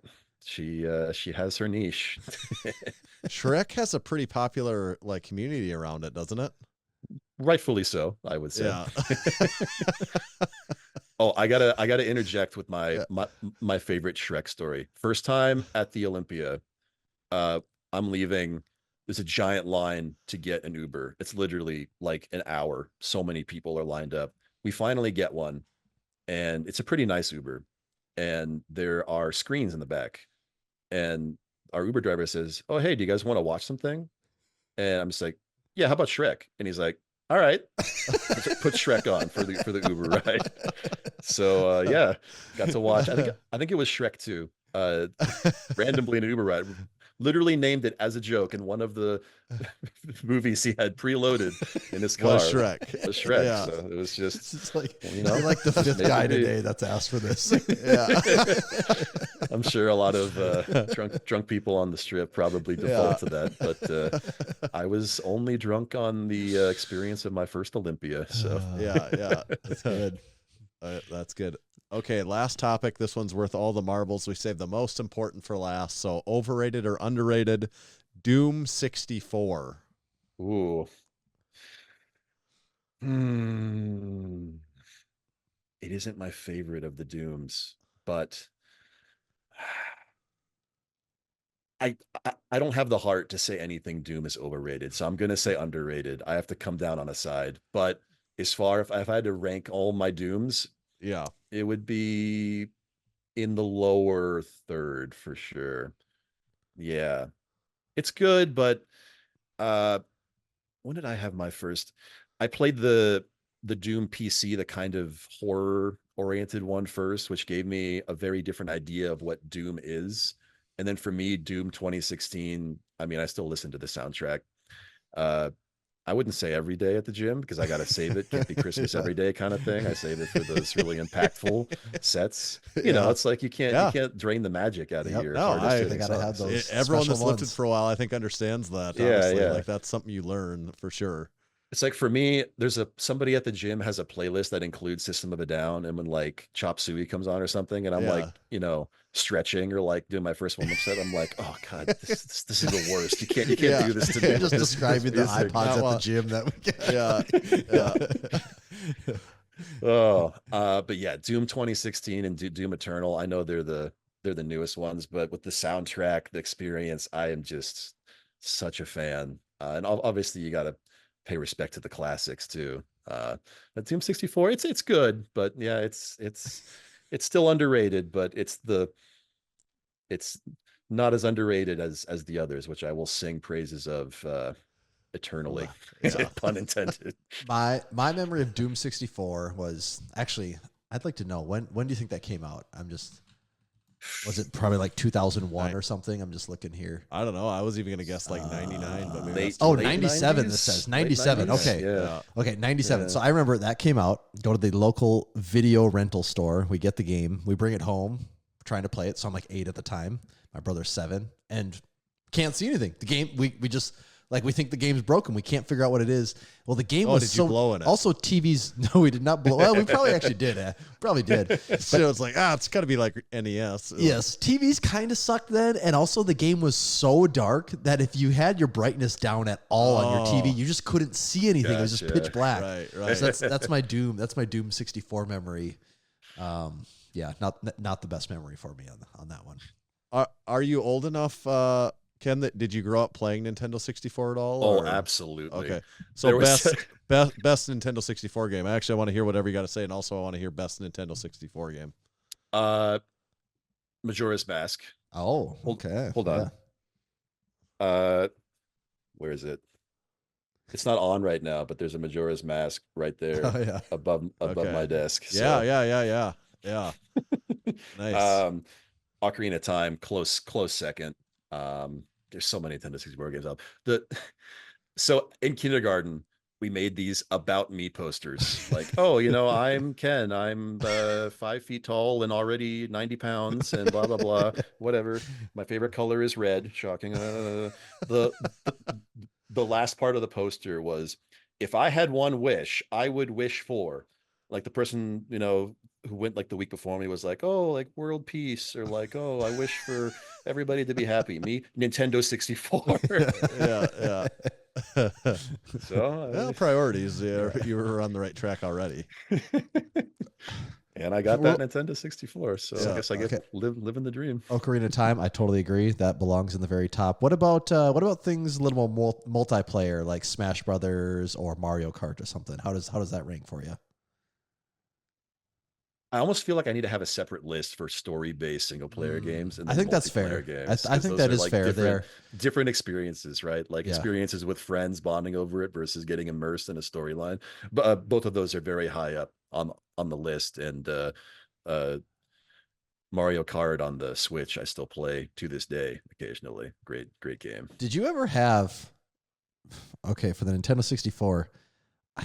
I had one. It's been a long time since I've talked about Nintendo 64. Oh, obviously GoldenEye belongs up there in the multiplayer Hall of Fame as well. That's what I was going to say. GoldenEye. Also, banging soundtrack. That I feel like that's been getting a little traction online lately. As people, I like people talk about just the pause screen music. How it's like they had like the most like they put so much just even to the pause screen. I also think music in there. I for sure have seen memes or just dumb videos about it. I don't know if it's true, but it was something like the entire development team for GoldenEye was like 10 guys or so. It was like some insanely low number of people somehow managed to put that game out. But do you remember the thing for Nintendo 64? Was it the expansion pack? That little red thing that would drop into the front of the console? Is that what that was? Yep, it increased the RAM on the Nintendo 64 so you could render textures at higher qualities for certain games. Because was it like Jet Force Gemini or something that needed that? Or Perfect Dark maybe? I think Perfect Dark is one of the games that needed it. There's like a small selection of games that required it. I think I might have got it for... I don't think Donkey Kong 64 needed it. Also, fantastic soundtrack. DK Rap, one of the greatest bangers of all time. Is that DK? Donkey Kong? Okay, yeah. Absolutely. I had to throw that on one of my reels a few weeks ago for fun. A couple other games, as long as we're mentioning it, I loved NFL Blitz because it was just the smash. I was just at the right age. There was just something about the excessive smashing of people. That it's like, the play didn't go as I wanted, but I get to pick you up and smash you across the field after it's over. There you go. And then I think, was it like Shaun White 1080 snowboarding, or maybe it wasn't, maybe Shaun White's Not name Shaun wasn't on White, it. but yeah, it was 1080 just snowboarding. 1080 1080 snowboarding was awesome. Yeah. Yep, that was Yeah, good. I liked that game. I'm just looking here at the list because I forgot about so many. I mean, Super Mario 64 was also an all-time classic. That was Literally genre defining, Dude, like so many right. games. Dude, like, at the time, my mind was absolutely Right. Yeah, blown. It's like, I remember. this is Mario now? I had Like friends that, I didn't have. right. We had an NES. That's all we had. I had Right. friends that had Super Nintendo and Segas and would go over, and it was the craziest thing. And I still remember my dad on Christmas was like, I got an extra present for you guys. And we opened it was a Nintendo 64 and our heads like holy exploded. shit. Yeah. And the game we got was Mario 64. And so you didn't have the internet. You weren't looking, like you didn't know what was coming ahead. So like it was just totally off guard. And it was the most mind-blowing thing ever to all of a sudden be playing a 3D video game where it didn't even seem possible. It felt like it was like something from the future. And this was when I was like 7 or 8. So it was it was big things at the time. The old rumors like, oh, if you get all 120 stars, you can play as Luigi or something. And for And that's what it was. it for All of for a that. Smash 2? It was Yeah. like, oh, if you beat the game a certain number of times, you can play as Master Hand. There was like all those rumors. Yep, and that's how it always was. It was just like things people was talked just about things- that somehow that- like that's yeah, like my cousin everything told me you this, learned. and Yeah. like Even so on it was like it get exchanged at recess. Even on the NES Marios, that's what it was like. That's how you learn things. It's like, no, Yep, if you yep. jump up over above the blocks in that part, you know, it's just like without the internet, it's really weird, but that stuff all gets found out and figured out and passed on amongst people. It's kind of crazy. Other Absolutely. other highlights when I'm looking at the list here. F-Zero, like the F-Zero games were were banging. Those were good. I was a big Mario Party fan for a while too. We got some pretty heated Yep. battles going on Mario Party. And Absolutely. what else do we got in here? Did you ever do Star Wars Rogue Squadron?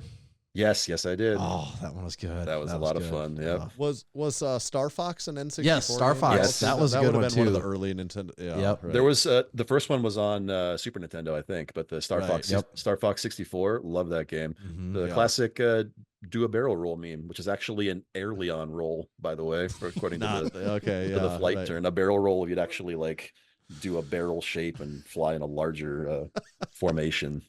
I have the most useful That's knowledge important. No, stored that in is this imp- brain. I of feel like mine. that's important to know. Yeah. Ah, man, N64. Yeah, some real classics there. But Doom 64 still underrated. Yes. Also in the line of Okay. Doom, though, how about Duke Nukem? I was actually thinking about Duke Nukem myself. That's what was because that's before I knew about Doom. I knew about Duke Nukem. Yeah.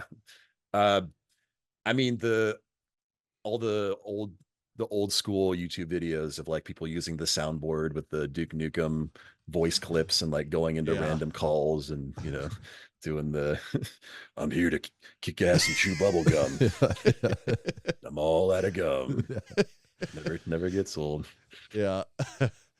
Yeah. But what was the original game though? Before Doom, before Duke Nukem, Was it Quake There was- or was Quake first or Yeah. was Doom first? I think I don't Doom. know. I think Doom Is was Doom first? first. Okay. Yeah, and then Quake sort of brought it to the arena shooter, more multiplayer angle for it. I'm pretty sure Doom was the Okay. earliest one, and that Okay. was there was a whole. Or would you say like Wolfenstein would have been? That's what I first, thought. maybe? Wolfenstein. That's what I wondered. Is Wolfenstein the first one? That was my understanding. Is that maybe Wolfenstein was first, but I could be wrong on that. Okay, I'm just looking here. Yeah, this is saying Wolfenstein 3D was in 92 Year and before Doom was Doom. 93. Yeah. Yeah, Wolfenstein There you was go. the one I was thinking of. Because I had a friend that had that, and it had already been passed up that I didn't think it was that much fun when I saw it. I'm like, this doesn't look as good as others that I've seen now. So we think Wolfenstein might have been. That's what it looks like. Yeah. Okay. All right. Well, we'll have to save next episode for more Wolfenstein talk. Also, next episode, we didn't get to it this time, but next time we're going to talk more about the Archer's Paradox. Ooh, yes. That was a So fun project of mine. So be thinking about the Archer's Paradox for next episode too. Oh, I got plenty to say about that one. I'll come prepared. Find my old presentation. Yeah, we'll leave people on a teaser for that one. But who knows? It might not be till like 2 more years that we have you on, and then everyone will be like, "Oh, I've been really waiting for that the biggest Archer's Paradox talk." I couldn't Google it. I had to just wait. Wanting more. Yeah. No, that's awesome. We appreciate you coming on. Where do you tell people you want them to find you? I mean, we talked about your Instagram handle, Gingercules, but anything else that you would want people to be doing? That's where I am everywhere. I'm trying to get a little more YouTube stuff going. Gingercules there. Got my TikTok where I try to have a little fun with it. Gingercules there, and yeah, for people that are interested too, I'll plug my sister's Bacon Thursdays. Yeah. We're gonna do. I'm gonna check that out more. Yeah, we're gonna do some more fun stuff together. She's always been a really good cook as well as baking, and at least as far as large, muscly types, I feel like I have my cooking down pretty well. I get tired of eating bland food all the time, so work with her to make some more food content, give some people some insight as to how to be 320 pounds, single digit body fat. Right, there's something to it. Yep.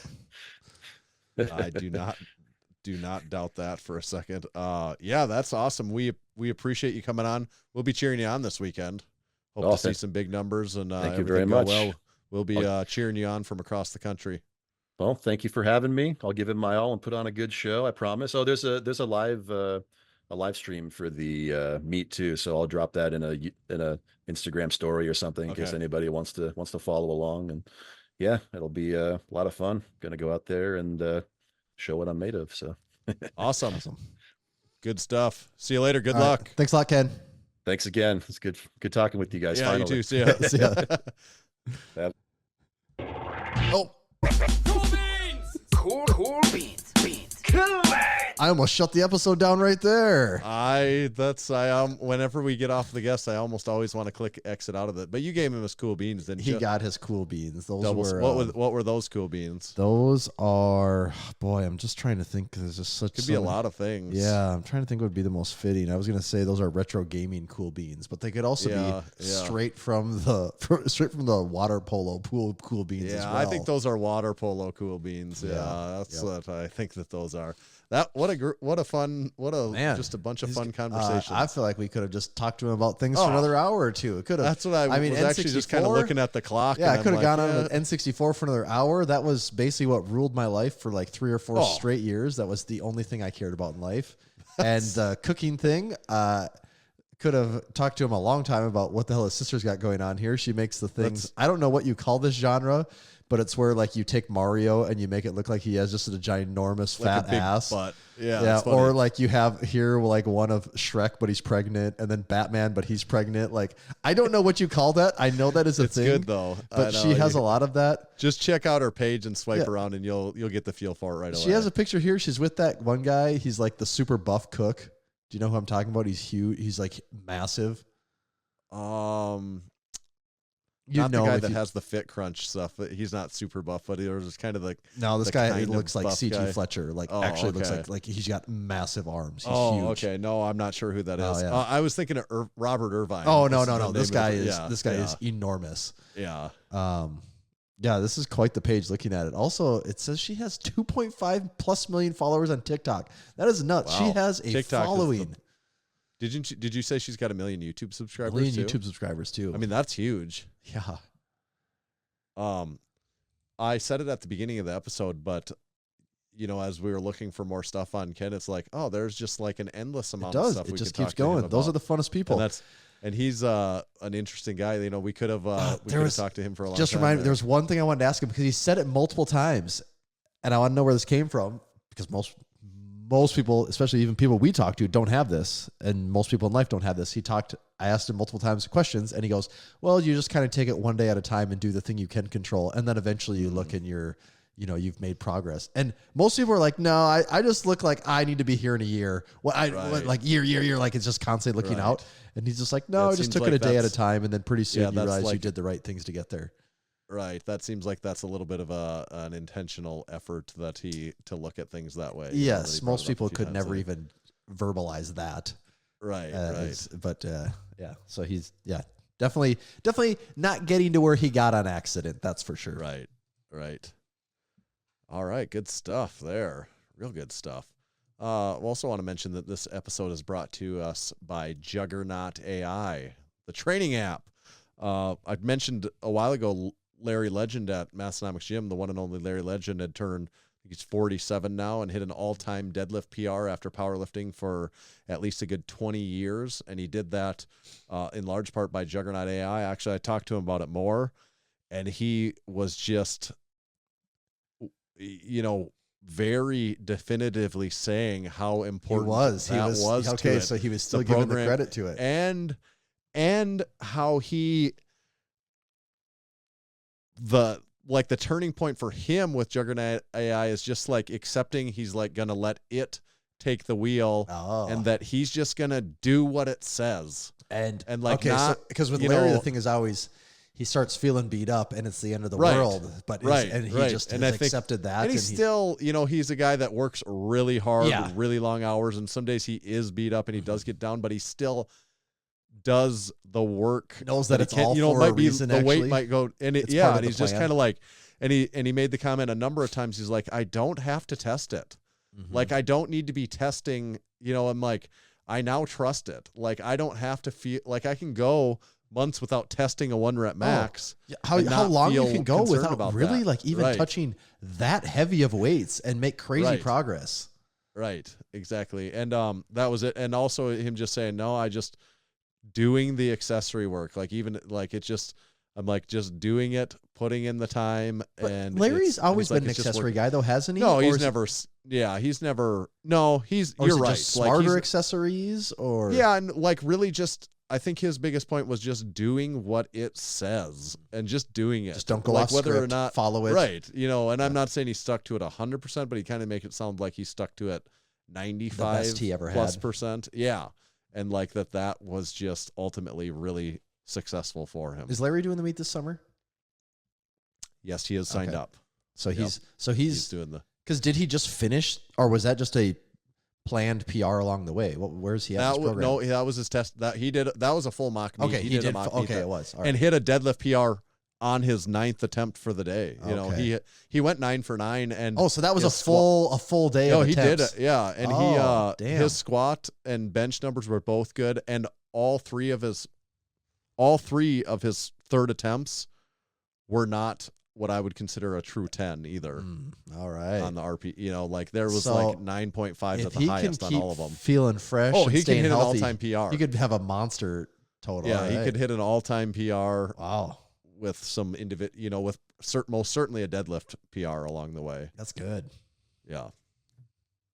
And like, not like that in itself isn't so much to marvel at. There's a lot of people, but the fact that he's done it as long as he has and done it in his training ages, it's not like he just has gotten into lifting recently. Yes, Larry's been benching damn near 400, squatting over 550, deadlifting over 550 for like 15 years now. Yeah. And, you could do it probably too. 20 years signing even. up for 20 years.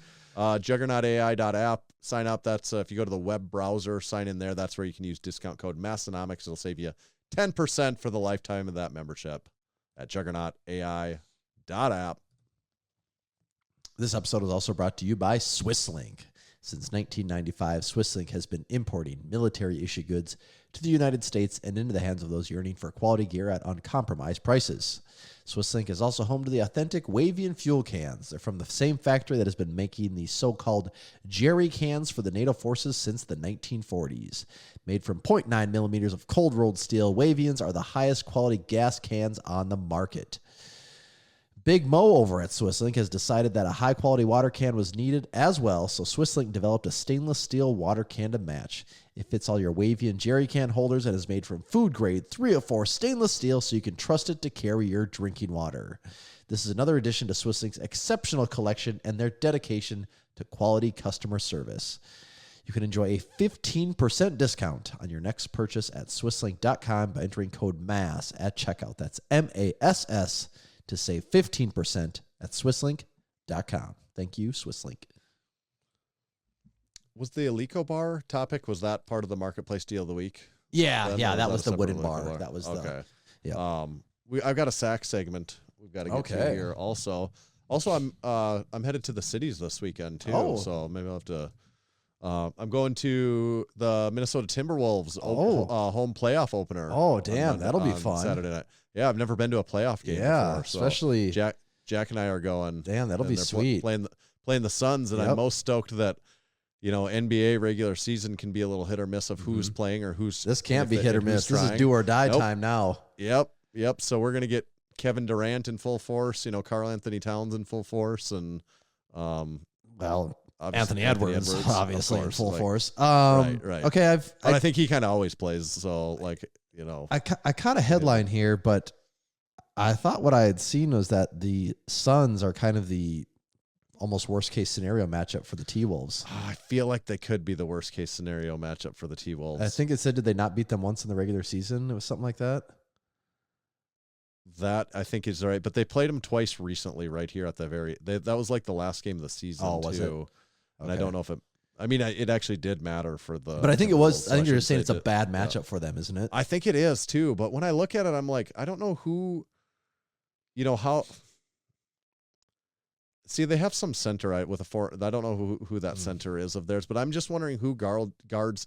I've never watched those two play, so I don't know. But I'm wondering with Karl Anthony Towns, if he's relatively healthy here, I don't know who guards him. Yeah. Is it like Kevin Durant? Does he have to either guard Karl Anthony Towns or what's the big guy? Gobert. That's I know I don't think he'd Gobert's guard not like Gobert, a would he though? I Well, would that's assume why he I guard wouldn't- like Towns maybe, but I don't right. know. But I don't see how. I don't feel like he'd be a great defender on him. I don't know. Is Booker That's probably- a good defender? Like, does he? I'd assume he does not guard Anthony That's what Edwards. I- yeah, that's what- like they have to. They have to have some other guard that guards that. They have Bradley Beal. Maybe he's a good defender. I don't maybe, know. yeah. I actually don't know. But there's no way that Booker guards Anthony Edwards. They wouldn't do that. I don't think. Yeah.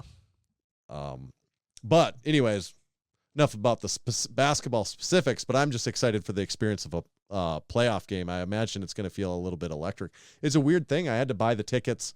You don't even know what time the game's going to be when you have to buy the tickets. Oh yes. And I'm like, we wouldn't have had to go to the first game, because they'll get the first two, and then presumably if they at least win something here, they're going to get game 5 and stuff like that. But you don't even know what days they're going to be on. The only one we knew the day of was this first one, and not even the time. But I'm like, well, it's a Saturday, so we can make any time. 420, baby.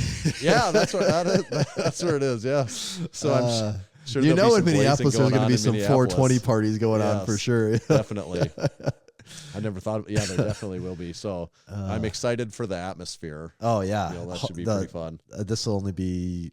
Well, was last year the first time the T-Wolves had made the playoffs in 20 years? Was it last year?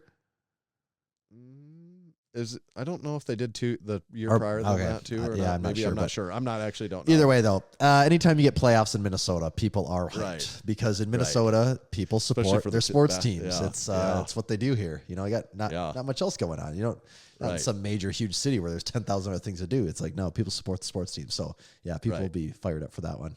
So are you going to pick up the Alico bar then, or does that still just stay there? I actually not sure what the timeline. If they could get it like close to me, then I could for sure. So I gotta actually message Diet Me about that. Okay. Talk to And him you're about not going to swing by and pick up an illegal open trap bar while you're there, or Well, I'm gonna look at what's for sale before I leave. Actually, just to be safe. You don't want to be caught off guard. If anyone knows me, yes, I'm absolutely going to be scouring Minneapolis because there are a few things that I have looked at, and I just got to look if there's anything that I really need, because I'm going to have to go out of the way. That's the problem with going to the big city. It's like, you're like, yeah, it's kind of here, but really Right, is it it could be like 45 an minutes hour away detour? still, And I mean, I'm not on that tight of a schedule. We've got time for it and stuff, but my primary focus is like, Jack and I also like to get to the game very early. Yeah.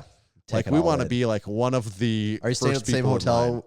We actually picked a different one. It's attached to the Sky. Okay, Way so and stuff right this there time. still though. Yeah, but we did pick a different one just Yep. I just wanted to see if their breakfast was. I didn't love the breakfast, so I'm like, let's try this one and see if the breakfast is any better. Yep, that's understandable. I'm a big breakfast. Gotta have guy, that. so It's the most important meal of the day. it is. And we're gonna get on the road Sunday morning. I need a little breakfast in me before we do it. Can't be starting the day on an empty stomach. But it is still attached to everything, so we'll park in that usual parking garage. And but we've got to be like the first people to walk in the stadium, or else I'll feel like it was. Well, I'd be like, why did we even come here for? Wasted your time. Might as well go home now. When we're driving like 5 hours there and like 5 hours back the next day, I'm like, no, we're gonna experience this for as long as possible too. Well, I'm pumped for you guys. That'll be a lot of fun. Yeah. My problem is then I'm going to be like, well, now we want to go to other ones. I know. Yeah. Well, if they win this, if they win this series, the second series looks really tempting then. And I don't have to tell you, I don't have to tell anyone about this, but if you just do anything, if you just go on a trip anywhere that's like a 5-hour drive, and then you're doing anything there, anything at all, whether it's a concert. You're spending over $1,000. Yeah, it's you can't do anything for a reasonable amount of money. When you start adding it up, you're shouldn't even add it up because you're how does this cost? Well, that and much? if somehow a piece of gym equipment was to get added to the bill too, that's completely. It really does almost start growing exponentially at that point. Yes. Okay, first thing, we got a special package here, and this is something in here for you as well as me. First things first, we got a couple of koozies. Right. This might be a giveaway of what's going to be. I think I know what's door coming number here. 2. But got a couple koozies. Alcohol You Later from Huck Finn Barbell, and Suck My Blue Collar Chicken from Huck Finn Barbell. Both classics. Do you have one of these two in particular that you kind of got your eyes on? I like them both. Either Dealer's one's choice, good with me. And then he sent us a couple T-shirts, one for each of us here, and we've got the. Can you see that all right? Yes. Oh, yeah. The old lift heavy, lick cats. Lick cats, or pussy, as some people might say it.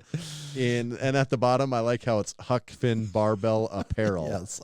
A phrase they don't typically use, I don't think, is Huck Finn Barbell Apparel. God, that's good. And in the OD military green, a particular font style that may look familiar to some of you out here that have been following along in the saga for a while.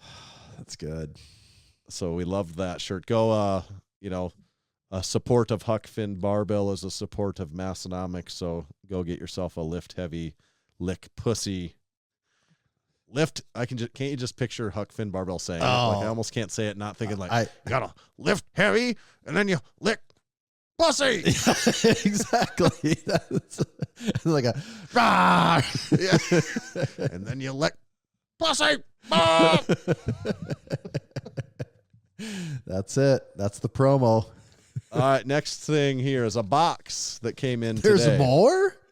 Yeah, and this says, Hola, these hats are completely unnecessary, and if you never wear them, I wouldn't be offended, but on the other hand, they felt like hats that were completely necessary and your lives wouldn't be complete without them.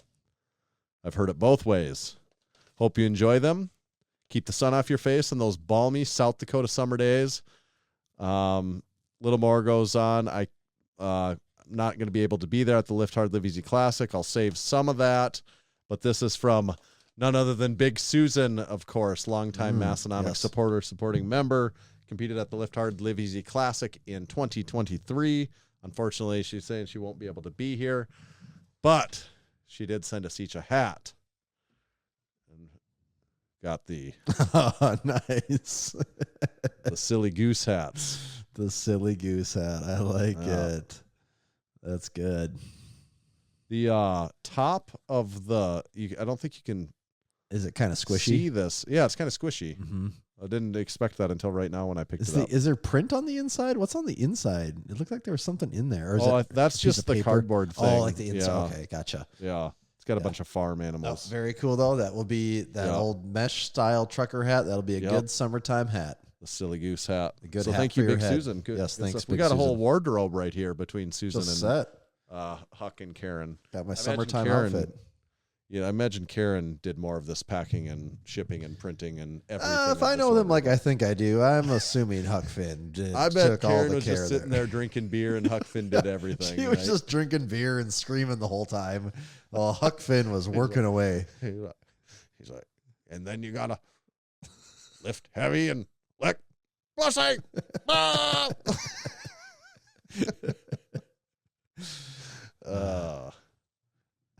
Old Huck Finn. Gonna see him in 1 week from today. Also. Oh yeah, God, I forgot about that. Yeah, yeah, just a week away. I listened to Let's Get Stupid podcast just earlier today, and he did confirm that he is going still. So yeah, I'm not up to the newest week yet. Here, I'm just a week behind, so I'll be catching that soon. He's going to be there. I think. Who did he say he's going with? Didn't he say earlier? Was it White George Foreman? That's what I thought he said. I think that's right. Okay. All right. Do we want to? What's a slider? A little tiny cheeseburger. That is actually a slider. This actually does tie into a little bit of what Big Ken was saying that I had recently.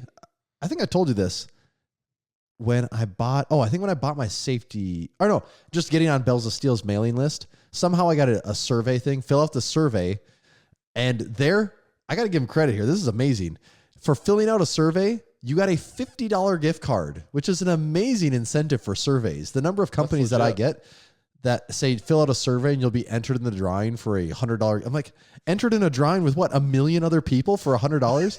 Bells of Steel was like, no, just fill this out. You get $50, and I cannot turn that down. So I got that. You couldn't afford not to after putting. I could not afford not to, which is going to be a recurring theme pretty soon here. And I got that, and I'm like, what do I need? What's something good? And a lot of people. On the episode when I said it's hard to train your glutes or hard to train your posterior chain in a gym, a lot of people were recommending a glute ham slider. Tons of people were sending me that thing, like a shocking number and I'd never used one before ever. And I think I told you about it. And you're like, yeah, we got one in the gym. I never even remember seeing it in there because I didn't even care about that. And so I thought, you know what? I got my $50 gift card. Let's get one here. So I got that. And I haven't done an ab wheel or anything like that in an incredibly long time. And maybe my just memory is wrong. I never thought that they were that hard. Oh my God. The first time I was trying to do just like an ab, what do you even call it with? Just the rollout. Yeah, an ab rollout. There you go. Yeah. It was like I was just shredding every part of my abdomen. Yeah. I mean, that'll mess you up soreness for like a week. Oh, I was one that after like 3 reps, I'm like, oh, this is actually the thing where you get so sore you realize you're in trouble immediately. Yeah. Yeah. And that doesn't take very many weeks for that to like normalize. Yes. So, like, but do a little, the fact that it was that bad made me think, oh, maybe there is some neglected stuff here. Right. And I had to just resort to partial movements of it because it was so intense. I couldn't even do it without feeling like I was just going to tear my midsection open. That is exactly what it feels like. So I guess what I'm saying is I'm excited for this slider to maybe address some weak points and bring some things up. So did you order one? Yeah, I already got it. I got it. It's here. You got it. Yeah, I ordered it like 2 weeks ago. It's here now. Okay. And I've used it. I just used it the other day for the first time and was absolutely blown away by how not prepared I was for it. So you must be looking at some other stuff too. Well, so this is part 2 of the story now. And because you know what everyone likes to rag on you for is like not having it. I gotta say, I don't know if I've been but everyone likes to say like make the point like he's in his I think I got everything I need stage. Well, or like no. I got everything I need to go have a workout right now. I will say I've got that. I can go have a workout, but there's definitely on my to-do list. There's actually not very many things that are actually written. I have things in my head, but until they're on the to-do list, I don't think of them as very serious items. And on my to-do list, there's only a couple things that are even like cost more than $100. There wasn't very many on there. And one of them that I just had on the list when I was just slapping it together, I just put SSB ? I put that on there. Yep. And I feel like every episode since I've had a gym, either it's brought up on the podcast or I get a DM afterwards of someone telling me to get the Elite FTS yoke bar, the SS yoke bar, every single time. To the point where it's almost like, no, I'm not going to get one now because everyone's bugging me about it. I'm not going to do it. Stop it. I will not. You can't make me. And then they kind of had a deal a while ago, I think, a couple weeks ago. And I think that went away just because I wasn't even paying attention to it then. And then we had Brandon on last week, and he was sort of mentioning it again. And then yesterday I got a DM from Eddie, and it was a screenshot of the SS Yoke Bar sale at Elite FTS. He's like, how many people have sent you this screenshot today? Actually, surprisingly, Eddie, just you.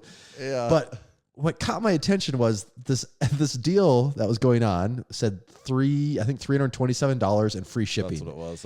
And we just got done talking to Brandon. He was talking about, normally the bar is like $440, $450. He said you had tax, you had shipping. It's basically a $500 bar, which that had not dawned on me that it was that expensive. Because when he said that last week, I was like, I'm not going to pay $500 for that. Like, I'm not saying it's not worth it, but that's just not. Right. You just don't want to spend. If I'm not a lot, $500 or something in my gym right now, it's not that.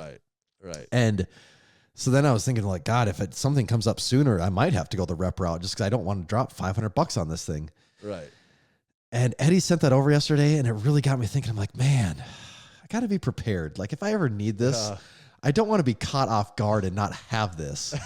And I started justifying it to myself, and then I'm like, all right, I got to screenshot this and send it to Tanner and be like, is this a good deal? And you're like, that is a pretty good deal. Yeah. And that was at like 5 o'clock while I was working out. And it was all I could think about for the next 5 straight hours. I just couldn't, I didn't want to buy the damn thing, but I couldn't stop thinking about it. Yeah. And it was actually pissing me off because it was just consuming my mind so much. I'm like, I've never actually, I can't tell you the last time. It's been years since I've thought this much about buying something. I don't know if I put this much thought into buying my house. It was just like, let's buy the damn house. Like, I just couldn't stop thinking about it. It was actually really starting to make me angry how much time I just couldn't move on from it. Yeah. And so finally it was like 10:30. I sat in front of my computer because, all big purchases have to be made at a computer. And that's right. I sat down at my computer and I added it to the cart. And it's like more official on the computer. Yes, it's more official. You can really just get the lay of the land for everything that's going on. And I put it in my cart. Understand all the charges. And then all of a sudden I'm like watching videos about it. And I'm like, why am I watching? I literally had a video come out about this damn bar on my own YouTube channel 2 weeks ago. Why am I watching videos? I'm like, I'm doing the whole thing of like, I don't even know what this product is. Yeah. I'm going into research mode. Like I'm going to research my way to a logical conclusion. And then finally I'm just like, what? Yeah. I've almost feel like I put a full day's worth of work of mental energy into deciding to buy this damn thing. So finally, like, I give up. I'm going to buy it. I'm buying it. It's going to happen. But then I had one last thought. I'm like, maybe I can make the deal sweeter. So I type in Elite FTS coupon codes. I type it into Google. And one of the first ones that come up says Table Talk. And I'm like, you know what? That is a legit, that's gotta be a coupon code they have, Table Talk. Yeah, so I type it in, the damn code works. It knocks another 10% off. So before tax, I got that bar for $290 before tax. Wow. And that with free shipping almost feel like I need to buy a second one for that. And I got the black one. So I didn't get the clear coat either. So I don't got to worry about that clear coat, chipping and all that. So I got the black one. And at that point, once I saw $290, I'm like, I don't say this often, but I really could not afford to not buy this thing. And that's when I knew I made the right decision. So has it shipped yet or anything? I haven't gotten notifications. I'm in no hurry for it, but no, right. I feel like you're allowed to use, having been a guest on Table Talk, you get to use the Table Talk. I kind of felt like, I was owed that one. That was Dave, you owed me one. There we go. I got a brand new SS Yoke bar for $290. That's a deal right there. That is a great deal, actually. Like, that's a great deal. That extra 10% on that makes that like just outstanding. Just something about seeing that pop below 300 just really did something to my brain. I don't say this lightly, but you almost at that point could not afford not to buy it. I mean, I was going through the whole thing. I was putting pen to paper. I was running the whole thing. And after it was done, it was like, yep, I can't afford not to do this. Yeah. I bought a couple pieces of gym equipment this week too. We had talked about those slant boards from Prime Fitness. Yes, they were a little cheaper than what I thought. I was saying I thought they were $200 a piece. They're really $125 a piece. Oh, okay, that's actually not too bad. Shipping. So I bought. I have the I'm like, that piece of slant, a piece of metal for $120. It's not bad. That's actually a very genuine. Oh, that's a great deal. Thinking that it was $200. Now it's so you did a little thing called price anchoring there. Yes. I did it myself. Yeah. So I did have the 15-degree. That's the ultimate goal. It's just always price anchor everything higher in your head. So when you go look it up, you're like, oh, that actually is a deal. That's pretty cheap. So I ordered the 10 and the 5 so I can exercise my step down program. Is this Literally, so? where What it's angles do you have at this point now? I have 15 and now I'll have 10 and 5. Oh, you only had one before? Yeah, only one. Oh, I thought you had multiple of those things in So there. now I have like the 3, but they actually make like 20, 25, 30. Oh, So they eventually at some do? point in time, yeah, I'm like, Wow. that'd be pretty aggressive. though, 30 'cause would the be 15 crazy. I don't even know how you'd stand. I was on gonna it say, do they have almost. some grip tape on there to lock you down, or some straps? So I got those coming, and then I also ordered. We have the Titan wagon wheels, and they're pretty beat to shit at this point. In time. They're more They've been flat spotted octagons Yeah. than round. I ordered the Rogue. I think they're called like the 26ers. They're those 70-pound wagon wheels. Are that they make that supposed to aren't be made- a little more robust? Well, they're not made out of metal. They're made like hard rubber. Or A whatever, space age like- polymer. Yeah, they're made out of something. Oh, so something. they're okay. What more are they like called? The Rogue 26ers, maybe something like that. Is that like Don't the quote me on it. Philadelphia 26ers? Rogue wagon wheel. Okay, see. Oh yeah, it kind of looks like just a giant competition bumper plate. or something. Yeah. Yep. Yeah, that does seem like that'd be a little more sturdy. Yeah. So I ordered those also. I think both of them are almost here. So I'm really hoping that's. I'm starting to wonder if these aren't the two, the couple things that have been holding me back up to this point. There's a good chance of that. Also, That's what I was. I'd put money on it. That's probably what's been holding you back. Yeah. In my gym, not having those things is what. It's the like, that's 26er and the slant board is the missing, That's what has not allowed me to get stronger. the than I missing am piece. currently. I may or may not have a loadable dumbbell and a curl bar from the Strength Co. in my gym at the moment. Whether they're there a week or two from now is to be seen. But at the moment, there are two more you have items in those my also. gym. So, So it is growing Actually, significantly. Has your wall control showed up yet? my wall control that is on my to-do list for this weekend. If I can somehow manage to get that put on You the got wall. a lot. You're getting a lot of increasing amount of gym projects going on. I have a lot of I want to. It's just funny how this is snowballing. I want to increase my footprint of my Stall mats. of my stall mats. And what I really like, I don't want to go through the hassle of cutting those damn things. Right. I really don't want to do that. So as you could buy two more. Well, the optimal footprint would be 10 by 10. But with 4, you can get, if I remember math correctly, you'd be at 12 by 12 with 4 of them. Right. Or maybe you'd be at, that's close. should be at 6. 6 by 10 or 12 by 10. 12 by or 10. wait, no. Because if you did 12 by 8, depending on how you, I guess you could lay them out. Well, yeah, differently. but more of but a- I'd want to be more than 8 though. So yeah, like I'm for sure going to be at 12 by 8, but Right. I would like to be at. But the optimal, so that's the thing. It's like there's no easy way to get to 12 by. You're either at 12 by 8, which is not really where I want to be that bad. I'd prefer to be 10 by 10, but 12 by 12 is the next easy one. But 12 by 12 is a Right. much bigger footprint than where I want to be. Because you start getting Right. too close to the cars, and all of a sudden, does the car drive onto the edge of the mat? And if the car's driving onto the edge of the mat, now you have water on the mat, and that's a bad deal. Right, you don't want that. Well, you just start to edge over the mats farther and farther until the car is Well, out of the garage. Well, and so the car at odds And here in the is driveway. my wife's Tahoe, which is a large vehicle. And I can already see, I would have made this decision. I drive a 2009 Malibu. I don't give a fuck about the car anymore. It's priceless in more ways than one at the moment. Yeah. It's actually, I would go on to say that it might be in the top 1% of all Malibus on the road at this time. I think as far as the pristine and care level of it, it's pretty mint still. The damn thing's nice. But I have already realized that if I lived in a warmer climate, I'd be fine just not letting my car ever be in the garage again. And then winter in South Dakota is the problem. That is the though. problem. Like, Is, that like, just sucks. I- Once you go to having your vehicle in a garage to back outside, you're like, oh, this is awful. And it also, if I didn't have kids, it wouldn't be that big of a deal either. It's like, okay, yeah, I guess my car will just sit here for a week straight and not start anymore. That's fine. Right. But when I have kids, I got to take them to daycare and I got to be doing it is a pain in the ass when you have just negative cleaning snow 30 off degree and weather. ice, scraping your windshield sucks. Yeah, and it stuff sucks. too, It you know? sucks. So that's there's a lot of mental things going on, a lot of wheels turning up here. And then it didn't help when I told you this earlier.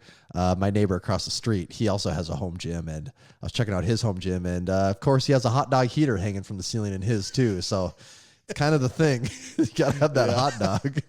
You do have time on that though. Yeah. At least now, Well, that's what I figured. I'm doing the math here. I'm like, okay, it's April now.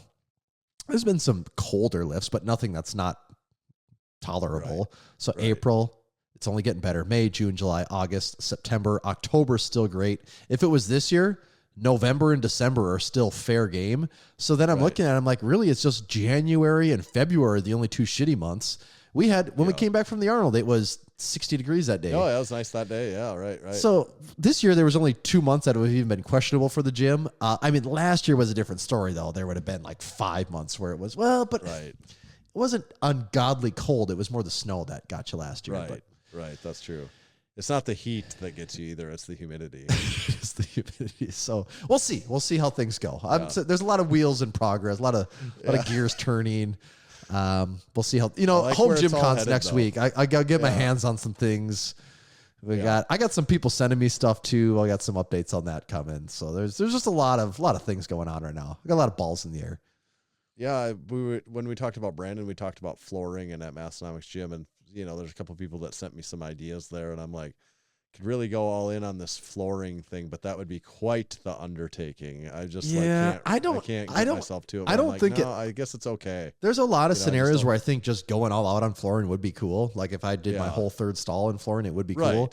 But Massenomics, I don't think it really actually adds. Like if you said, oh, we're going to like kind of revamp how the flooring is in the dumbbell section, I could see. Right. Yeah, make that better. But even there, I would say wait until you figure out what your dumbbell rack scenario is before. That would be the timing, do that at the same point in time. Yeah. So I could see if you're like, we're going to like rethink that, whether it's making it slightly bigger or you go with like a more premium option of like the roll stuff.